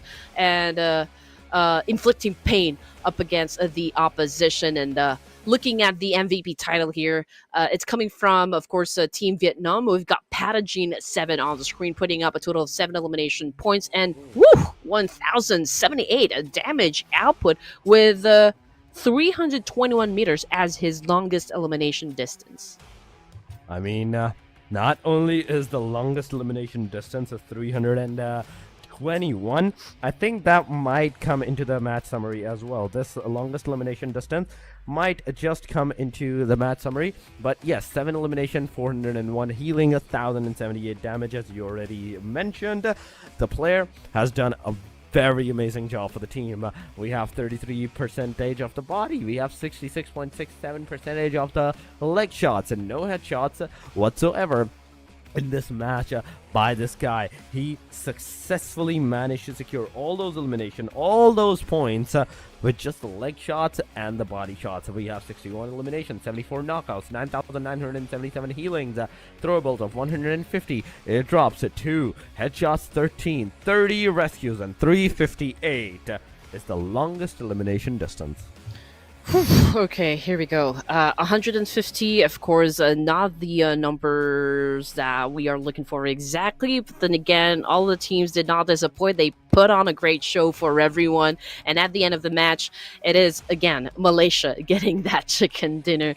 Of course, they already felt the pressure right from the get-go. And they already came up with a plan that, okay, it's time for us to create that gap once again up against Pakistan. And this is, I guess, the first time that I see Pakistan kind of go down in match rankings here with only a single point, a single number so far in the match rankings. But then again, Indonesia keeps their top spot, I assume, judging by the numbers that we can see on the screen here. I mean, that is true. That is definitely true. Indonesia, they were making sure that they're surviving this time around. They're playing for the chicken dinner at the last match. And because of that, 15 points. Vietnam, 14 points for them too, with 12 elimination to their name. Jordan with 12 total points. Nepal white, 12. 6 for Pakistan. We have Mongolia with the 6. 5 for Sri Lanka. Maldives with 2 alongside of Timor-Leste. Nepal red. Laos, Syria with 111. Lebanon, Bangladesh, and Nepal blue with 0 points whatsoever. This is the match ranking, ladies and gentlemen, of the match number 5 of the day, and number 2. In total, the match number 10. We have the overall ranking, ladies and gentlemen. Indonesia, 128. 11 points of a difference against Team Pakistan at this point. Whereas they are surviving. They are on the number 2 with their 117 points. Nepal blue, they still have to cross the 100 markers first. 83 points. Nepal red, 80 points. Blue has finally successfully dethroned Nepal red from their position and has successfully overtaken the number 3 spot. Well, at least, there's a little bit improvement on, from the Lebanon side, rather.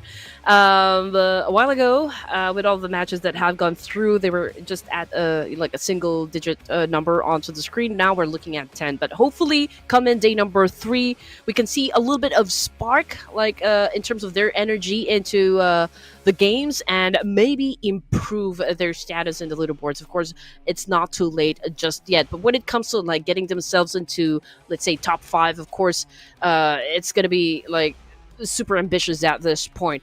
Now, looking at the Warriors here, the ones that really stood out from day number 2, again, Malakbik, it's a non-mover. He's still at the top spot here. We got T24, IQQ, Noki back on the roster for the MVP ranking, and Federalis sliding down to 5th here, putting up total 22 elimination points. We still have 3 of the team Pakistan, 2 of the team Indonesia on the leaderboard. But yes, Malak Pick, last but not the least. He came late, but he came great. Back on the number 1 position he is, ladies and gentlemen.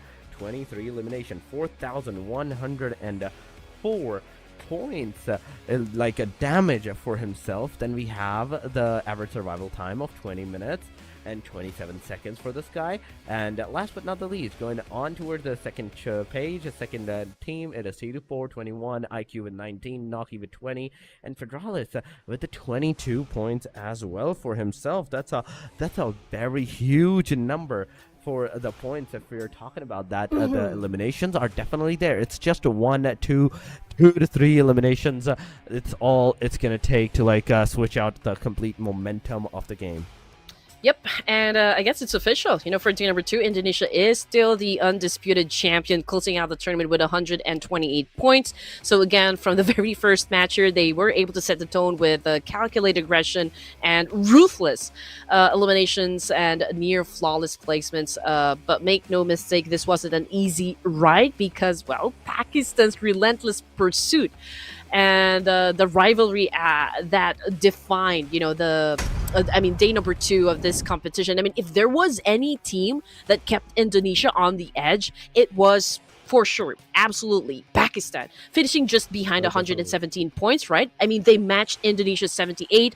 LM's proving that they could go toe-to-toe, you know, with the Kings. The difference is, okay, Indonesia's ability to, like, secure crucial placement points when it mattered most. I mean, for Pakistan, this tournament showed that they are one step away from like ultimate or getting the ultimate victory. So next time, the battle for the throne may look very different coming into the day 3, which is of course the final day for this competition. I'm pretty sure that if we've seen a lot of aggression coming from the teams here, especially those teams at the top, it's gonna be full on aggressive mode, even harder, you know, for the final day of this competition, Torix.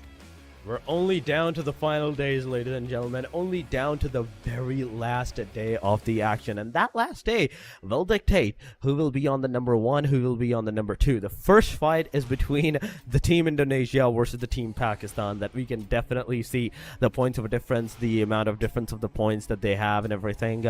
It's just a measly of 11.